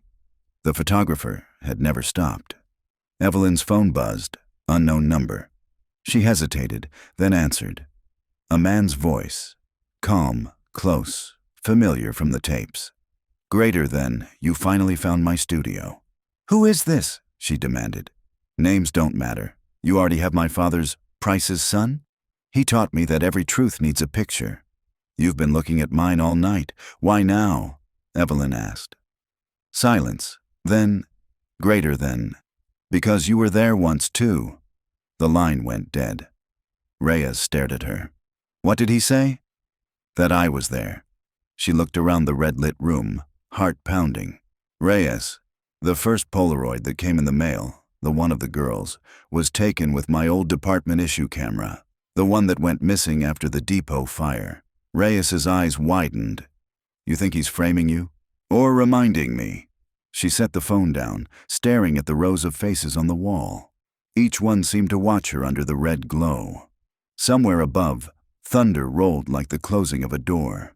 Evelyn didn't sleep. She sat in her motel room until sunrise, the blinds drawn tight. The Polaroid from the depot balanced on the table beside the cold remains of her coffee. The message across its border, "I see you see me," seemed to pulse under the thin light leaking through the window. By 7, she was back at the sheriff's office. Reyes was already there, jacket draped over a chair, face drawn from too much caffeine and too little rest. A corkboard behind him bloomed with photos, maps, and red thread. The investigation had turned into a living organism of paper and ink. He looked up. The prints from the darkroom came in. "Guess whose fingerprints are on the camera?" Evelyn hesitated. "Mine." He nodded. "Partial match. Could be from the original case, could be recent. Lab can't tell." She leaned against the desk, feeling the room tilt. "The department logged that camera missing in November '84. I signed it out for the search team the week before." Reyes studied her carefully. "You think that's what he meant? You were there once too?" She forced a steady breath. Maybe he found it later. Maybe he wants me to believe I'm connected. Reyes opened a folder, sliding out a faded photograph of Harlan Price. If this kid really is Price's son, he's been raised on obsession. Keller taught him photography. Price taught him to disappear. That's a dangerous mix. Evelyn stared at the picture. Price had a foster record in Travis County, brief, sealed. The boy's name was listed only as Michael R. age 10 in 1984. Reyes nodded slowly. He'd be about 50 now. She closed her eyes, chasing fragments of memory through the fog of decades. There was a kid at the depot during the first search. I remember someone calling for him. Mikey, stay in the truck. Price said he was his neighbor's son. I didn't think anything of it. Reyes scribbled the name on the board. Michael R. Price's boy. He said, "We pull every foster record from 80 to 86. If he's alive, he'll have paper somewhere." By noon, they were in the basement archives, the smell of dust and mildew thick enough to taste. Old personnel files lay stacked in gray boxes. Evelyn moved methodically through the folders marked Foster Coordination, Travis County 1980 to 1986. Halfway through the third box, she found it. A photocopied intake form, edges curled from age. Name, Michael Roth. D.O.B., February 17, 1974. Guardian, Harlan Price, temporary foster, emergency placement. Status, removed November 10, 1984. Destination unknown. Scrawled in red ink across the bottom, do not pursue, per sheriff order. Evelyn's throat tightened. Blaylock buried the record. Reyes read over her shoulder. If the placement was revoked the same week as the disappearances, then the boy saw everything, she finished. They photocopied the file, sealed it in evidence bags, and climbed back into the light. The afternoon had turned clear and brittle, a cold front pushing through. Evelyn drove without speaking, eyes fixed on the road. The highway unfurled ahead like a scar cutting through dry grass. Reyes finally said, "Where would he go after Price disappeared?" "Someplace he'd feel close to him." She tapped the photocopy. "The fire department. Or the depot. Both gone. Not the darkroom." They reached the industrial park again before sunset. The air smelled of rain and motor oil. The police tape from the night before still fluttered around the entrance, but someone had slid it cleanly in two. Inside, the red bulb in the basement still burned. Evelyn felt the hair rise on her arms. "He's been back." Reyes drew his weapon. "Stay behind me." They descended cautiously. The walls glistened. Water dripped from the ceiling into shallow puddles. The photographs were gone. Every single one. Only the pinholes remained. A constellation of absence. On the workbench lay a single envelope, propped against the empty camera stand. Her name was written across it in neat, deliberate letters. Evelyn opened it with gloved hands. Inside was a Polaroid and a cassette tape. The photo showed the two of them, frozen mid-stride on the bridge excavation site. On the back, one line, "Truth is exposure." Reyes eyed the tape. "You want to play that here?" "No," she said quietly. Back at the lab. As they turned to leave, the red bulb flickered once and went dark. The room plunged into shadow. Somewhere above, a door creaked open, then slammed. Footsteps retreated into the rain. They ran up the stairs, bursting into the night just in time to see the tail light of a motorcycle vanish down the service road. Reyes shouted into his radio, calling for patrol units, but Evelyn just stood in the rain, the cassette clutched tight in her hand. A faint label on its spine read simply, "Day 0. Back at the sheriff's building, the lights were dimmed for night shift. Rain ticked against the glass like static. Reyes cleared the evidence table, set the cassette deck beside the light box, and nodded. "You ready?" Evelyn placed the tape marked Day 0 in the player. The spools turned with a dry whine. Then a man's voice filled the room, calm, almost intimate, as if he were sitting just behind them. "You remember that night, Evelyn?" Everyone does. The rain, the lights on the bridge, the way the water turned red. But you only remember half a pause. The faint hiss of wind on a microphone.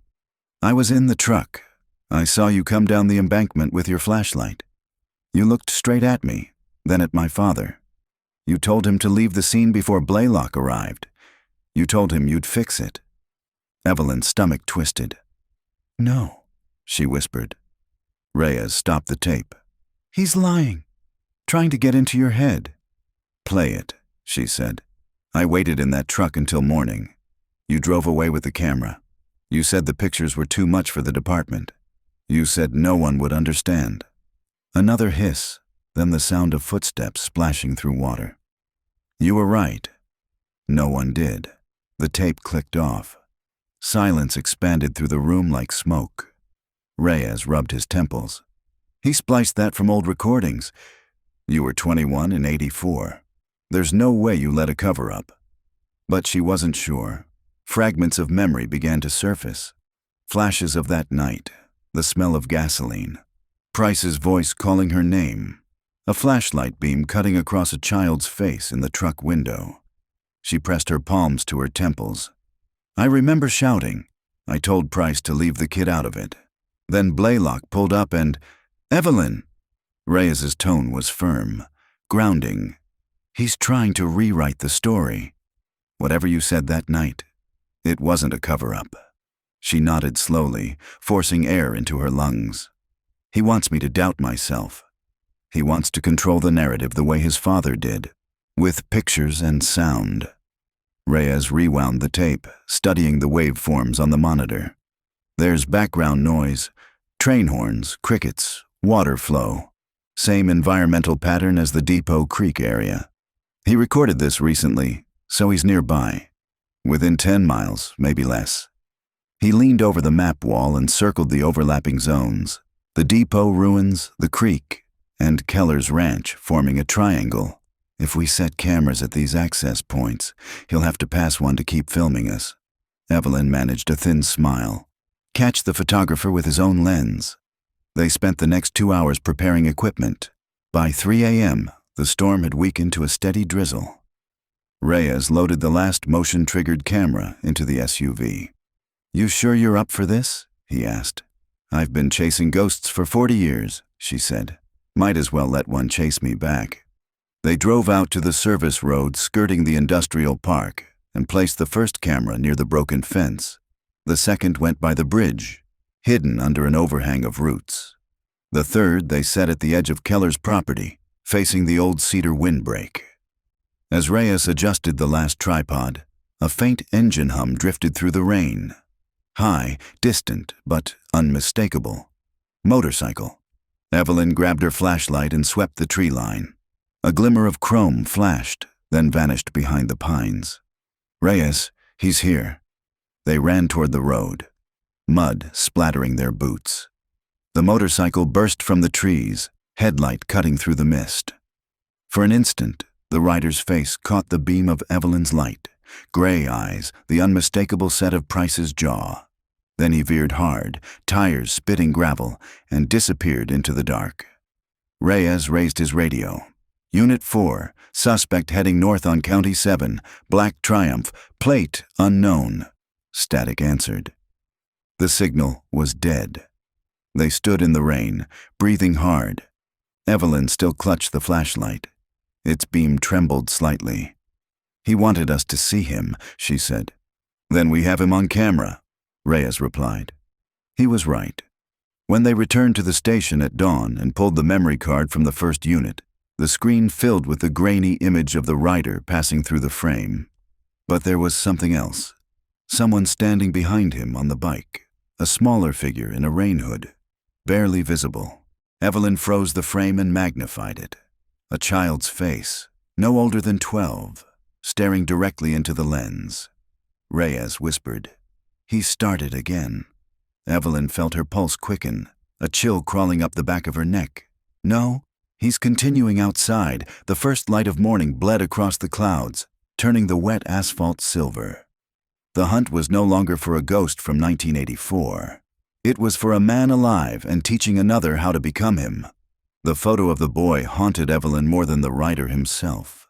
In the washed-out freeze frame, the child's expression was neither fear nor confusion, but calm awareness.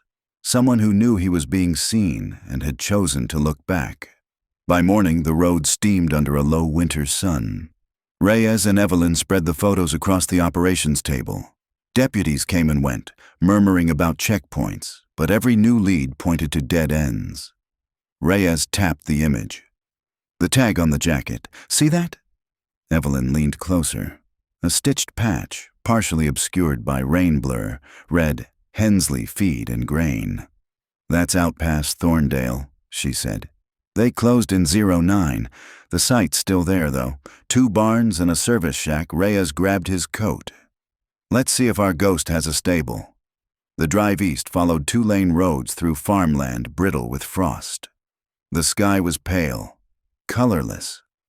Evelyn watched the empty landscape slide past and felt the weight of years pressing in again. The distance between the world of 1984 and now shrinking until they almost overlapped. You ever think about leaving this all behind? Reyes asked quietly. She gave a faint smile. You mean stop chasing a man who vanished before you were born? Every day. But then something like this happens and I realize the case never left me. He nodded, eyes on the road. It's like gravity, isn't it? Pulls you back no matter how far you go. By late afternoon, they reached the overgrown entrance to Hensley Feed. Rusted silos rose behind a chain-link fence. The sign hung askew, letters fading beneath bird droppings. Reyes cut the engine. No fresh tire marks. Maybe he came through the back field. They ducked through a gap in the fence. The place smelled of grain dust and mildew. The main barn doors stood slightly open, groaning in the wind. Inside, sunlight filtered through holes in the roof, striping the dirt floor in golden shadow. Old feed bags, a broken tractor, and a stack of chemical drums filled the space. In the far corner, a small cot and a pile of blankets suggested someone had been living there. Reyes crouched. Still warm? Evelyn scanned the rafters.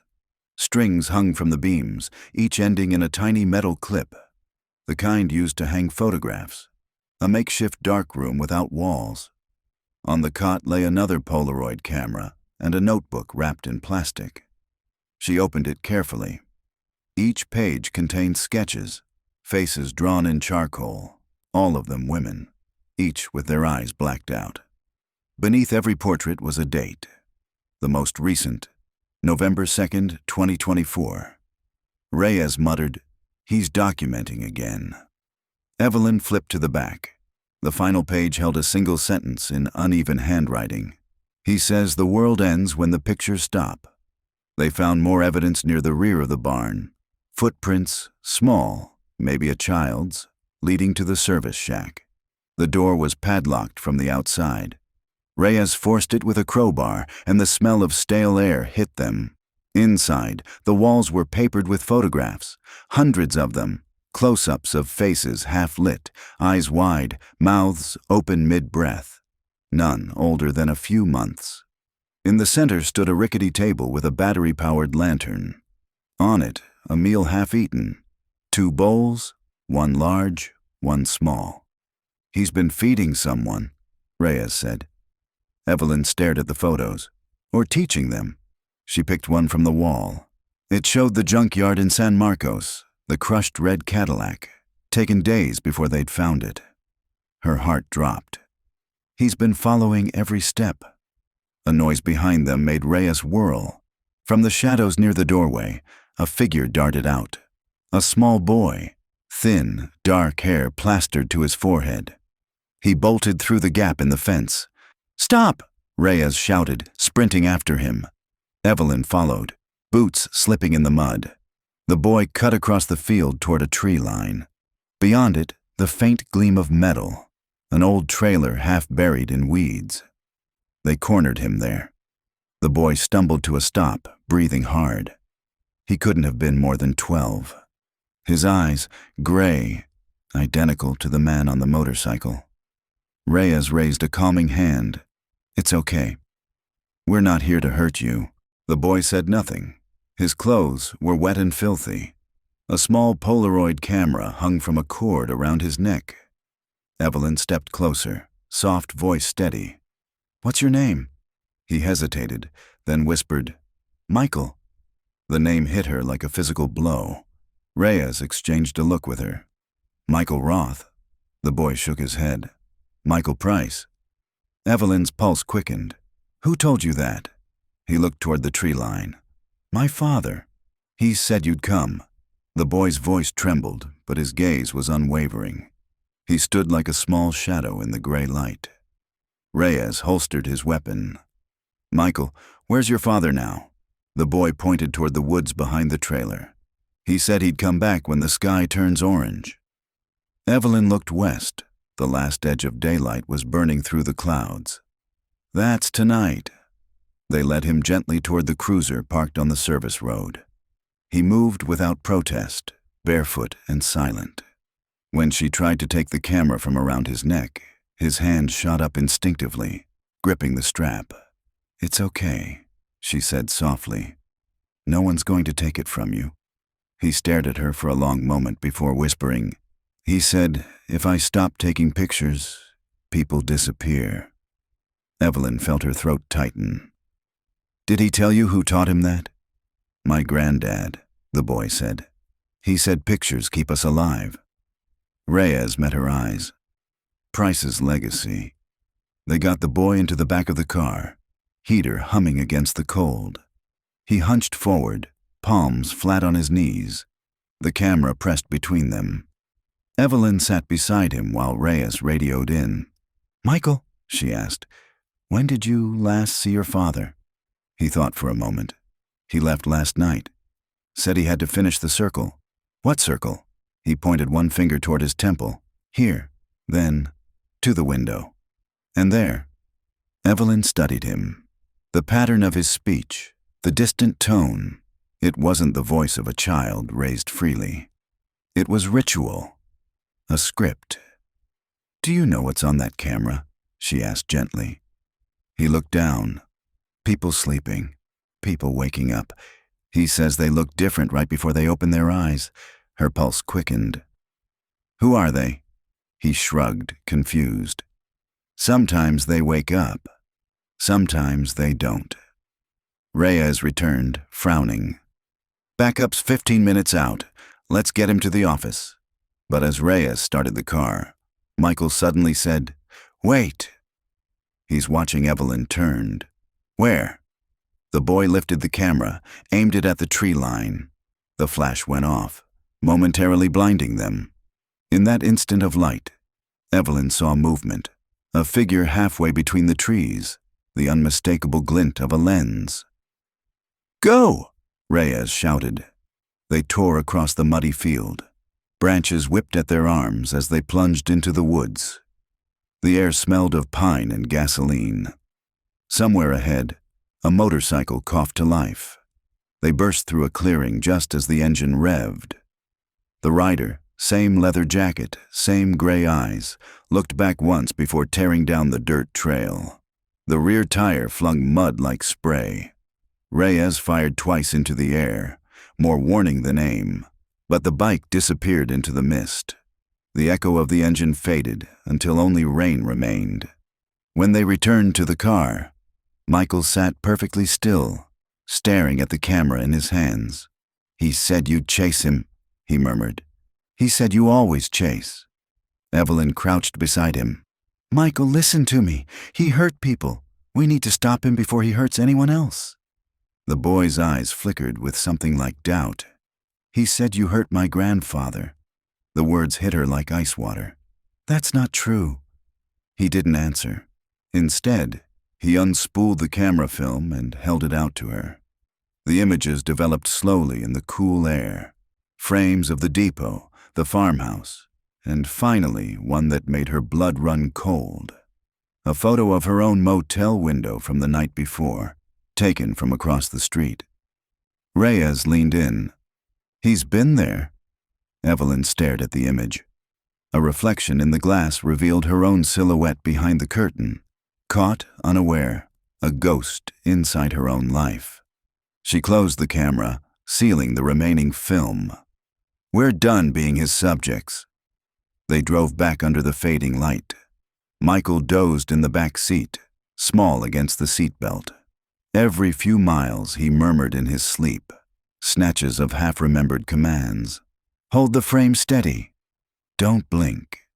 Shadows don't lie." When they reached the sheriff's office, Child Services was already waiting. Evelyn crouched beside him as the social worker gently coaxed him from the car. "You'll be safe now," she said. "No more photographs." He nodded, then hesitated. "When he dreams in pictures." He said, "You do too." Before she could respond, the social worker led him inside. His camera hung from her wrist in an evidence bag. Reyes exhaled. That kid's been living in a film reel his whole life. Evelyn looked up at the night sky. And his father's still directing. She turned toward the window of the evidence room, where Michael's Polaroid camera rested on the counter. Even through the glass, its little red light blinked once, then died. The lab's fluorescence buzzed overhead like trapped insects. Evelyn and Reyes stood behind the glass partition as the technician threaded the strip of Polaroid film Michael had surrendered into the scanner's drum. Each frame flickered onto the monitor, grainy, underexposed, yet painfully clear. Reyes counted softly as they advanced. Depot, farmhouse, motel.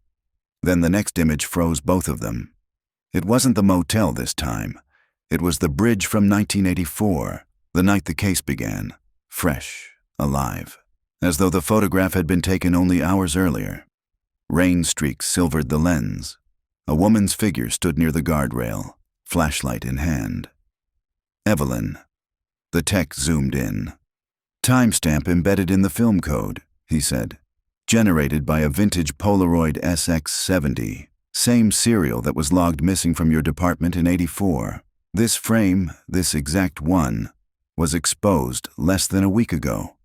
Evelyn's stomach clenched. "That's impossible." "Unless he replicated it," Reyes said. "He's staging the past." The next frame showed the same bridge from a different angle.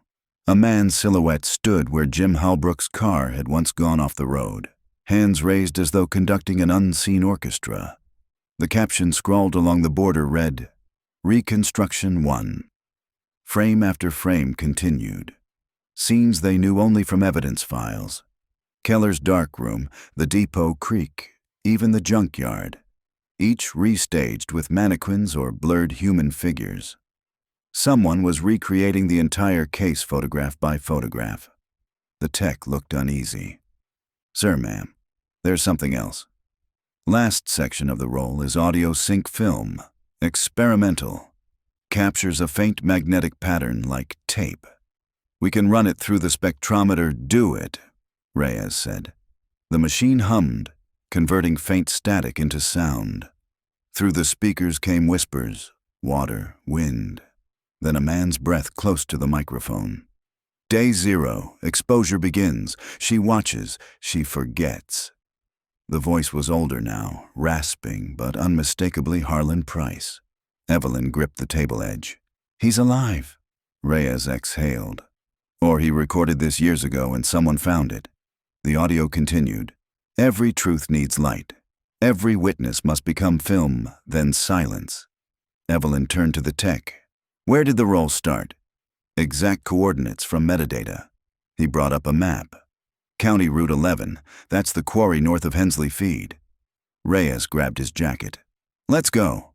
Dusk had fallen by the time they reached the quarry. Mist hung low over the pits. Rainwater shimmered at the bottom like dull mercury. The place was fenced off. No entry signs torn by wind. They found the gate chain already snapped. Reyes swung it aside, flashlight cutting arcs through the dark. "We're looking for a vantage point, a place you'd frame a shot." Evelyn scanned the cliffs. There, halfway up, a narrow ledge jutted over the pit. A tripod stood there, rain-slick and rusted. A single Polaroid print flapped against it, clipped by a bent paper fastener. Reyes climbed first, testing each foothold. When they reached the ledge, the print came into view. A close-up of two figures standing beside a police cruiser, Evelyn and Reyes, taken from the previous night. On the bottom border, written in the same blocky hand, "Exposure 2, they develop." "Jesus," Reyes murmured. Evelyn turned slowly, scanning the quarry rim. Somewhere out there, unseen, a shutter clicked. Once. Then silence. "He's here," she whispered. They descended fast, weapons drawn. Wind whipped through the ravine, carrying faint echoes of movement. A flashlight beam danced briefly between boulders before vanishing. At the base of the quarry, they found a tunnel mouth. Timber supports half collapsed, old mining signage bleached white.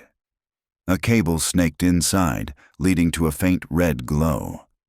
Reyes checked his radio. "Signal's dead again." Evelyn met his eyes.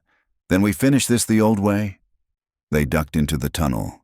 The air was cool and damp, heavy with iron. Along the walls hung more photographs, pegged by nails into the stone. Dozens of faces illuminated by the red safety lamp at the far end. Each print was tagged with a number and a date. The last one stopped her cold. Number 001, Evelyn Hart, October 12th, 1884. Underneath, written in neat black ink, "First witness." Reyes touched her shoulder. "Don't." But she stepped forward anyway. Beside the print lay a small wooden box on a tripod stand, the kind used for wet plate development. Inside was another cassette, labeled Day 0, Master. Evelyn picked it up carefully. He's leaving a trail. Or bait. Either way, she slid it into an evidence pouch. Let's get this to the lab before he decides to finish the roll. They turned toward the entrance. The red lamp flickered once, twice, then died, plunging them into darkness. Somewhere behind them, the unmistakable sound of a shutter snapped, close, immediate. The flash burned after images into Evelyn's eyes. She dropped to one knee, gun drawn, ears straining for movement. Only the hiss of water dripping from the rock ceiling answered. Reyes swung his light toward the sound.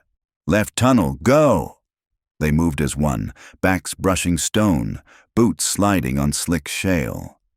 The tunnel forked. A faint chemical odor, fixer and developer, hung heavier down the right branch. Evelyn followed it, heart thudding. The path widened into a chamber supported by old beams. On a work table sat a projector, its bulb still warm, aimed at the rock wall.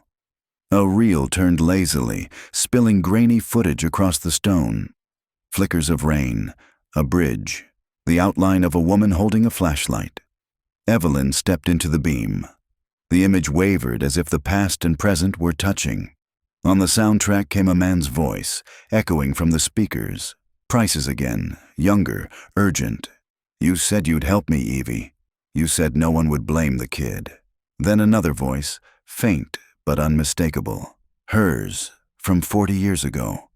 "Just go. Leave the camera. I'll tell them it was an accident." The film jumped, melted into white. The projector whined to a stop. Reyes whispered, "That's you." Evelyn couldn't speak. Memory surged back like cold floodwater. The night on the bridge, the shouts, the red light of police cruisers cutting through rain. Price pleading. The terrified boy in the truck, and her own voice promising silence to keep the child safe. She pressed a hand to her mouth. He was right. I told him to leave. I thought it would end it. Reyes shook his head. "You were a rookie surrounded by men covering each other's crimes. You didn't cause this, but guilt had its own gravity." And she felt it pull hard. "That's why he's doing it." "He wants me to remember exactly what I erased." A sound behind them, metal scraping. They turned as a figure stepped from the dark tunnel, camera raised. The flash fired, flooding the room with white. Reyes fired once into the ceiling. Stone dust rained down. The figure stumbled backward, dropping the camera. It shattered, spilling fragments of film across the wet floor. When the light cleared, the man was gone. Only the echo of his footsteps retreated into the tunnels. Evelyn grabbed one of the scattered prints. It showed her and Reyes standing in the quarry entrance minutes earlier. Across the bottom margin, final exposure. Reyes crouched to gather the rest. He's not just recreating. He's finishing a sequence. Evelyn pocketed the tape labeled Day 0, Master. Then let's finish ours. Back at the sheriff's office, the forensics lab hummed with the low throb of machines. They played the recovered cassette on a sterile deck. Speakers turned low. At first, only static. Then the same voice, older now, deliberate. To the one who watches, every crime has a witness. Every witness takes a picture. When you pressed the shutter that night, Evelyn, you began the story. I am only ending it. Reyes stopped the tape. He's using your name now. He's closing the loop. Evelyn stared at the spinning reels. He believes the act of photographing makes the crime immortal. He's trying to trap us in the frame. Reyes ejected the tape and slid it into an evidence sleeve. Then we stopped letting him frame it. We control the light. He flipped off the overheads, leaving only the blue glow of the monitor. On it, the quarry footage began to replay, each photograph stitched into motion. As the final frame froze, the program auto-enhanced the reflection on a wet rock face. A face appeared. Not Price's, Keller's. The man they'd seen die in his chair. Evelyn felt her breath catch. He faked it. Reyes leaned close. Or someone used his body double. Either way, he's the one guiding the boy. She nodded slowly. The photographer had a teacher after all. Outside, lightning flashed again over Cedar Hollow, painting the windows white. Thunder followed, rolling long and low like the turn of film through a projector. Evelyn whispered, Day 0 was never about when the murders began. It's when the picture started moving. By dawn, the storm had rolled east, leaving the air heavy and clear. The projector's footage still looped in Evelyn's head as she and Reyes drove north toward the signal's source, a low-frequency beacon traced to a power relay in the hills outside Cedar Hollow. Each turn of the road brought more fog, the landscape thinning to pale silhouettes of cedar and stone. Reyes checked the coordinates again. Power company says there's no active service up here. Last registered to an address that doesn't exist. Then someone's been paying in cash, Evelyn said. They reached a dirt track marked only by a rusted mailbox with no number. The tires crunched over gravel. Ahead, through the mist, a structure took shape. A squat, windowless building of poured concrete, cables snaking from the roof into the ground. A single floodlight burned above a steel door. Reyes killed the engine. You ready for this? Evelyn stared at the building. Whatever's inside, he wants us to see it. They approached cautiously. The door hung slightly ajar. Padlock snapped. The smell of chemicals, developer, bleach, old paper, drifted out like breath from the dark. Reyes drew his weapon. After you. Inside, the air was cool and still. The beam from their flashlight swept across what looked at first like walls. Then Evelyn realized they weren't walls at all, but panels made of photographs. Thousands of them, edge to edge, forming a skin of images around the room. Every inch of surface was covered in Polaroids. Each photo depicted moments from their investigation. The creek, the junkyard, Keller's house, even the motel window where she'd stood the night before. And in every frame, somewhere small and half-hidden, appeared the same blurred figure watching from a distance. Reyes exhaled softly. He's built a room out of our lives. Evelyn stepped closer, the paper edges brushing her sleeve. It's a chronology. Look, left wall starts with 1984, right wall ends with last night. At the center of the floor stood a tripod with a camera still aimed at the doorway. Its power light glowed red. He's recording this too, Reyes said. Evelyn crouched to examine the camera. A cable led from it to a small box on the floor, an analog timer counting down in red digits. 001136. She straightened. We need to disarm that. Reyes traced the cable to a switchboard mounted on the wall. Looks like it triggers a flash sequence, maybe more projectors, maybe worse. The countdown ticked past 001000. Evelyn turned her light on the far wall. There, in the middle of the photographic collage, hung a single-framed picture different from the rest.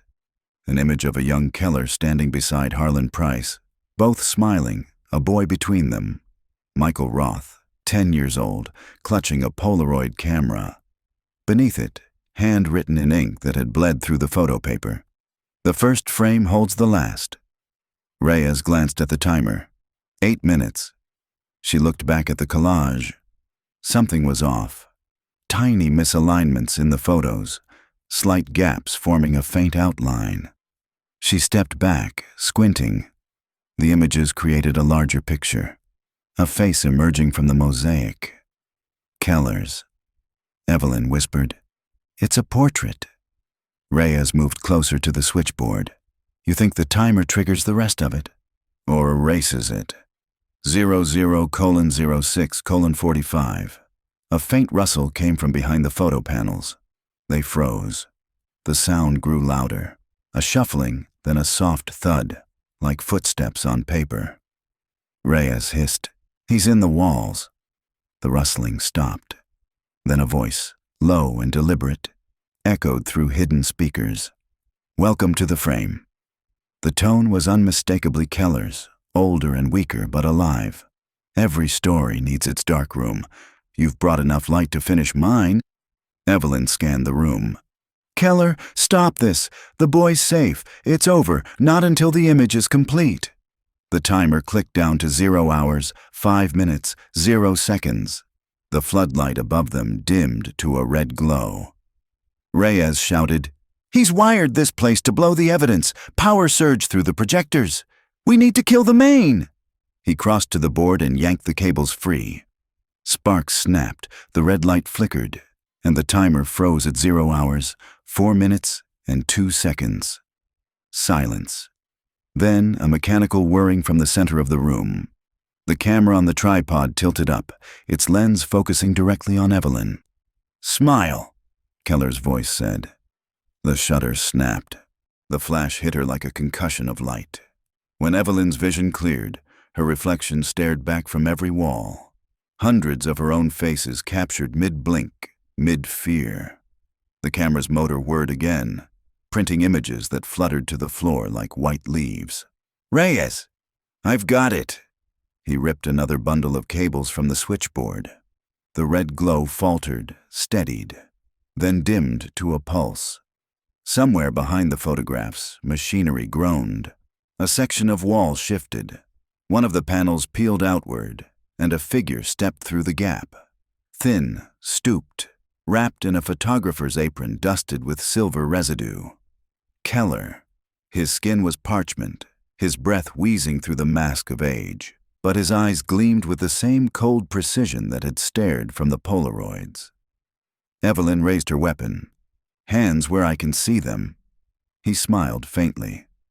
"Still framing everything with a gun, detective?" Reyes moved to flank him. "You faked your death." "I developed it," Keller said. "A perfect negative. My body double, a drifter with no name. Same build, same sickness. The coroner saw what I wanted him to see. The world always believes the print Evelyn's voice was steady. And Price's boy? You've been using him." Keller's smile softened into something almost paternal. "Teaching him. Someone had to keep the archive alive. You threw the light on Price, but never on yourself." The camera clicked again, capturing Keller's profile, then Reyes's. Each print slid out and joined the others littering the floor. Evelyn said, "You recreated the crimes. You built this room like a shrine." Keller looked around, admiration in his eyes. "Not a shrine, a frame. Every photograph needs edges, detective. Without edges, light just bleeds away. I gave the story its borders, Reyes stepped closer. You murdered people. Keller didn't flinch. Price murdered. Blaylock covered. I preserved. You confuse archivist with accomplice. Evelyn took a slow breath. You manipulated that boy to finish what you started. He met her gaze. Michael understands what you never did. That truth fades unless you expose it over and over again. The timer behind him began to beep.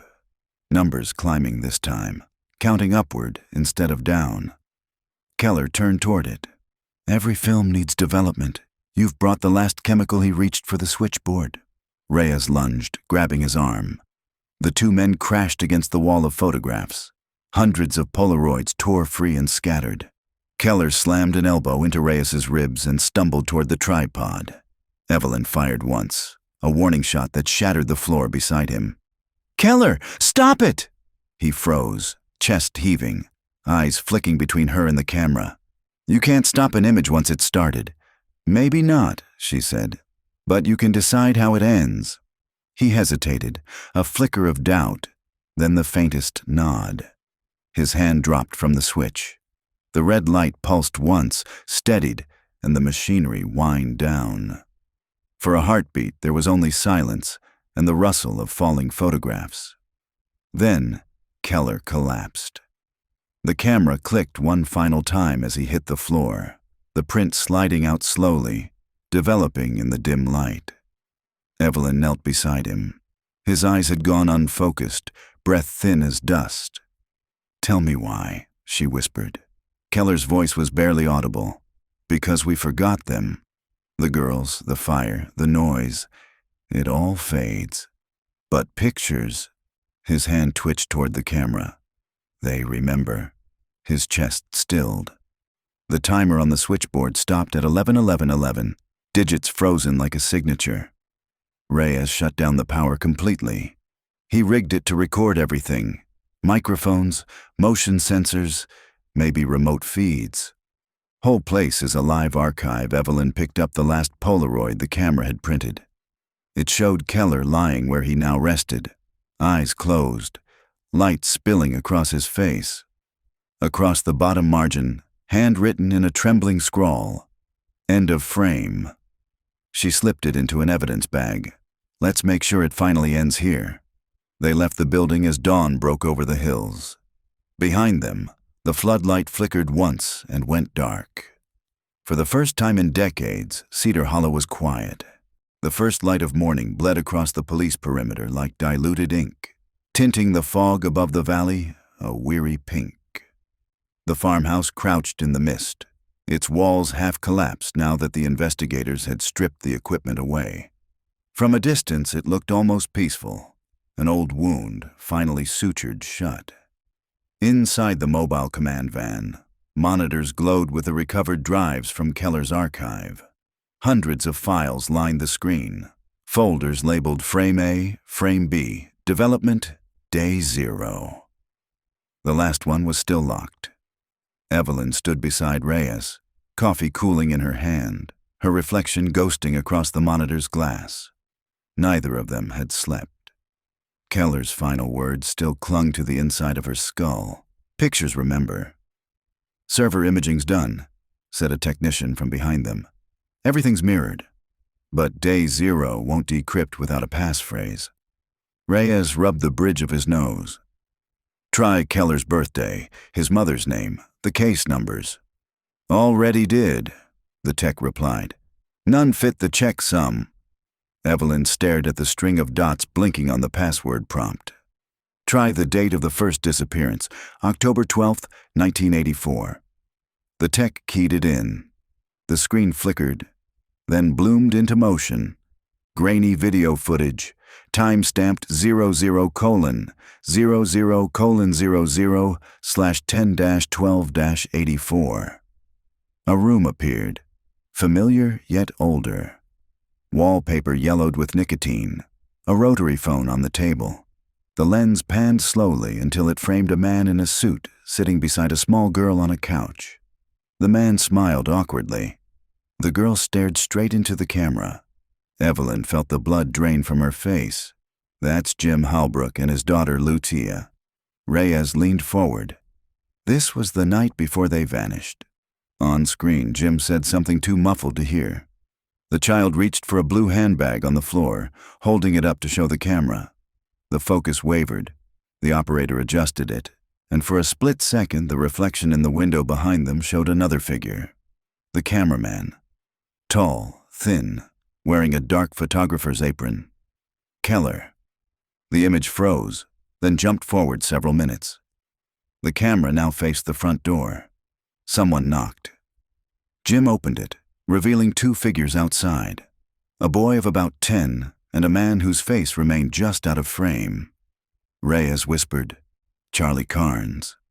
The footage blurred as the boy, Reed, stepped into view, smiling shyly at Lucia. Jim gestured them inside.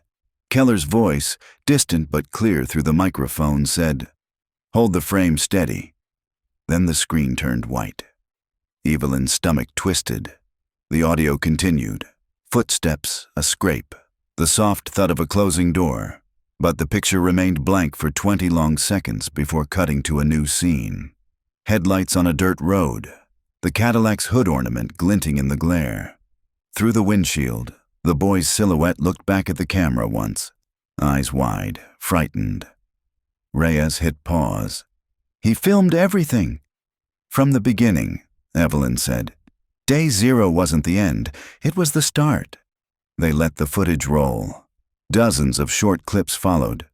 Motel corridors, gas station forecourts, roadside diners. Keller's unseen narration murmured dates, times, lens apertures, as if cataloging not lives but exposures.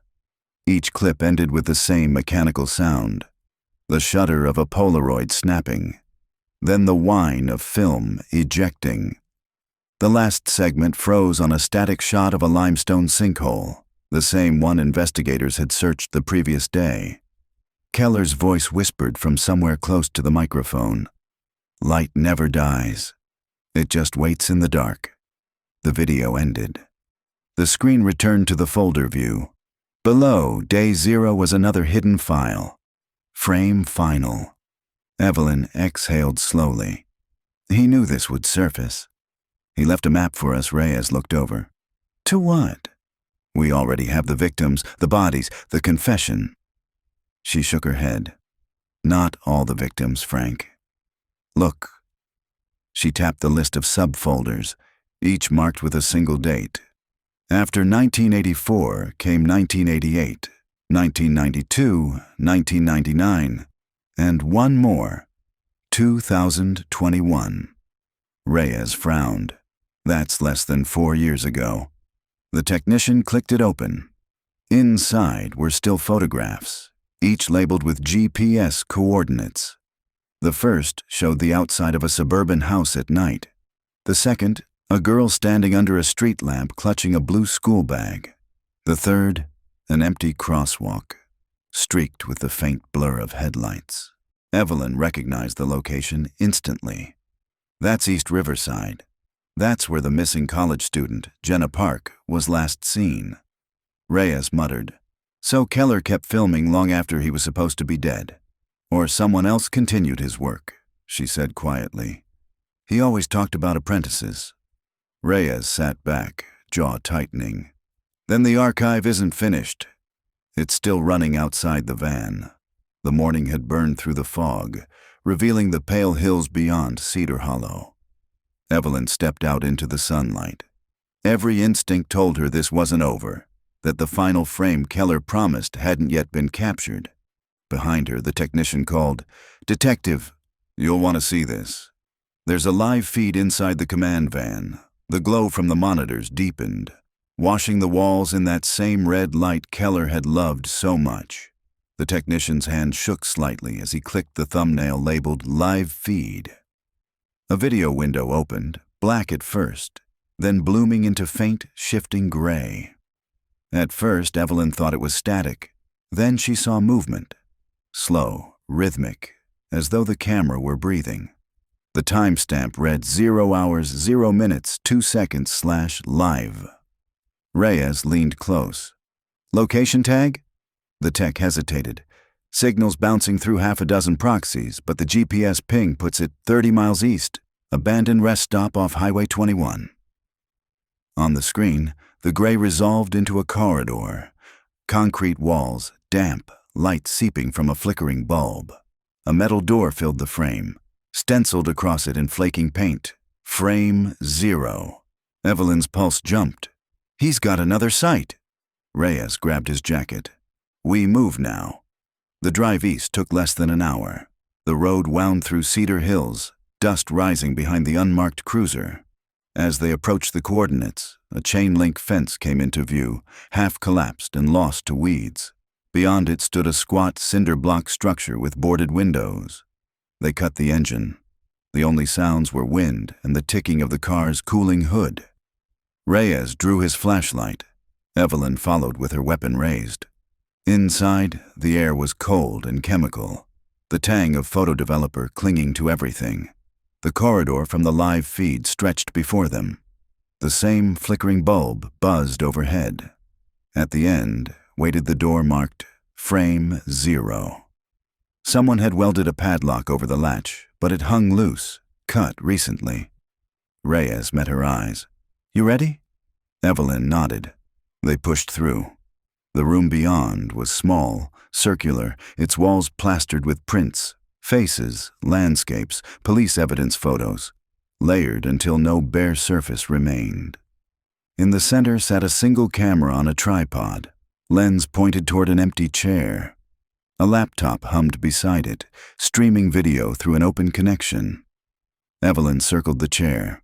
A note was taped to the seat, written in Keller's unmistakable hand, for whoever keeps watching. Light waits. Darkness develops. Reyes scanned the walls. These images, some are from this morning. He was right. Among Keller's old Polaroids were digital prints of them, Evelyn stepping out of the command van, Reyes on the phone, even the technician at his console. The newest print showed the two of them standing in this very doorway. A camera shutter clicked. They spun. The tripod's LED blinked. The laptop screen refreshed, overlaying text across the live image. Recording. Frame 0. Evelyn exhaled slowly. He built this as a trap. The final exposure is us. Reyes yanked the power cable, but the laptop continued to glow, battery still running. The feed streamed a few more seconds, then froze on their faces. Evelyn mid-motion, Reyes turning toward the camera. Below the still frame, the system timestamp locked at 00:00:00. The light in the room dimmed to black. Outside, a low rumble echoed through the hills. The old building's generators shutting down one by one. When the emergency teams arrived 30 minutes later, they found the interior empty. The laptop had powered itself off. The walls were bare, the photographs gone, as if someone had peeled the film away.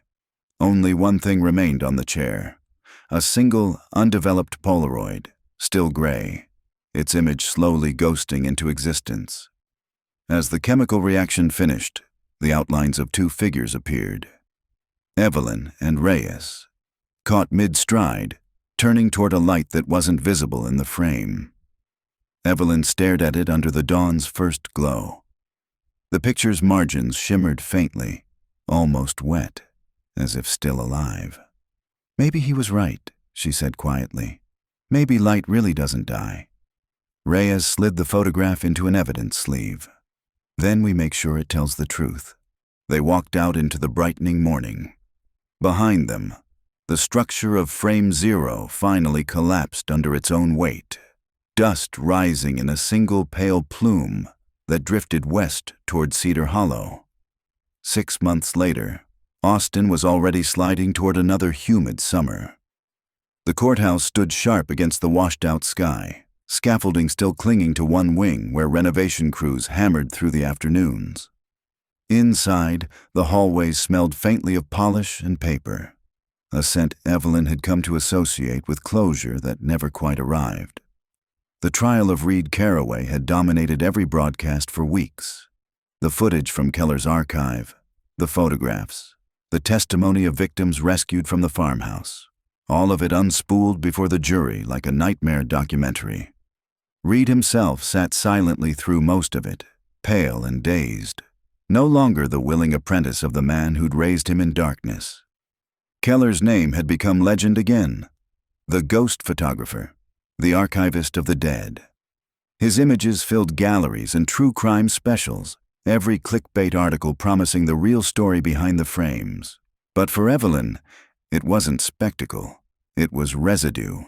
Chemicals burned into the back of her mind, developing still. When the final verdict came, she didn't cheer. The reporters outside did enough of that. She simply closed her notebook, thanked the bailiff, and walked out into the heat.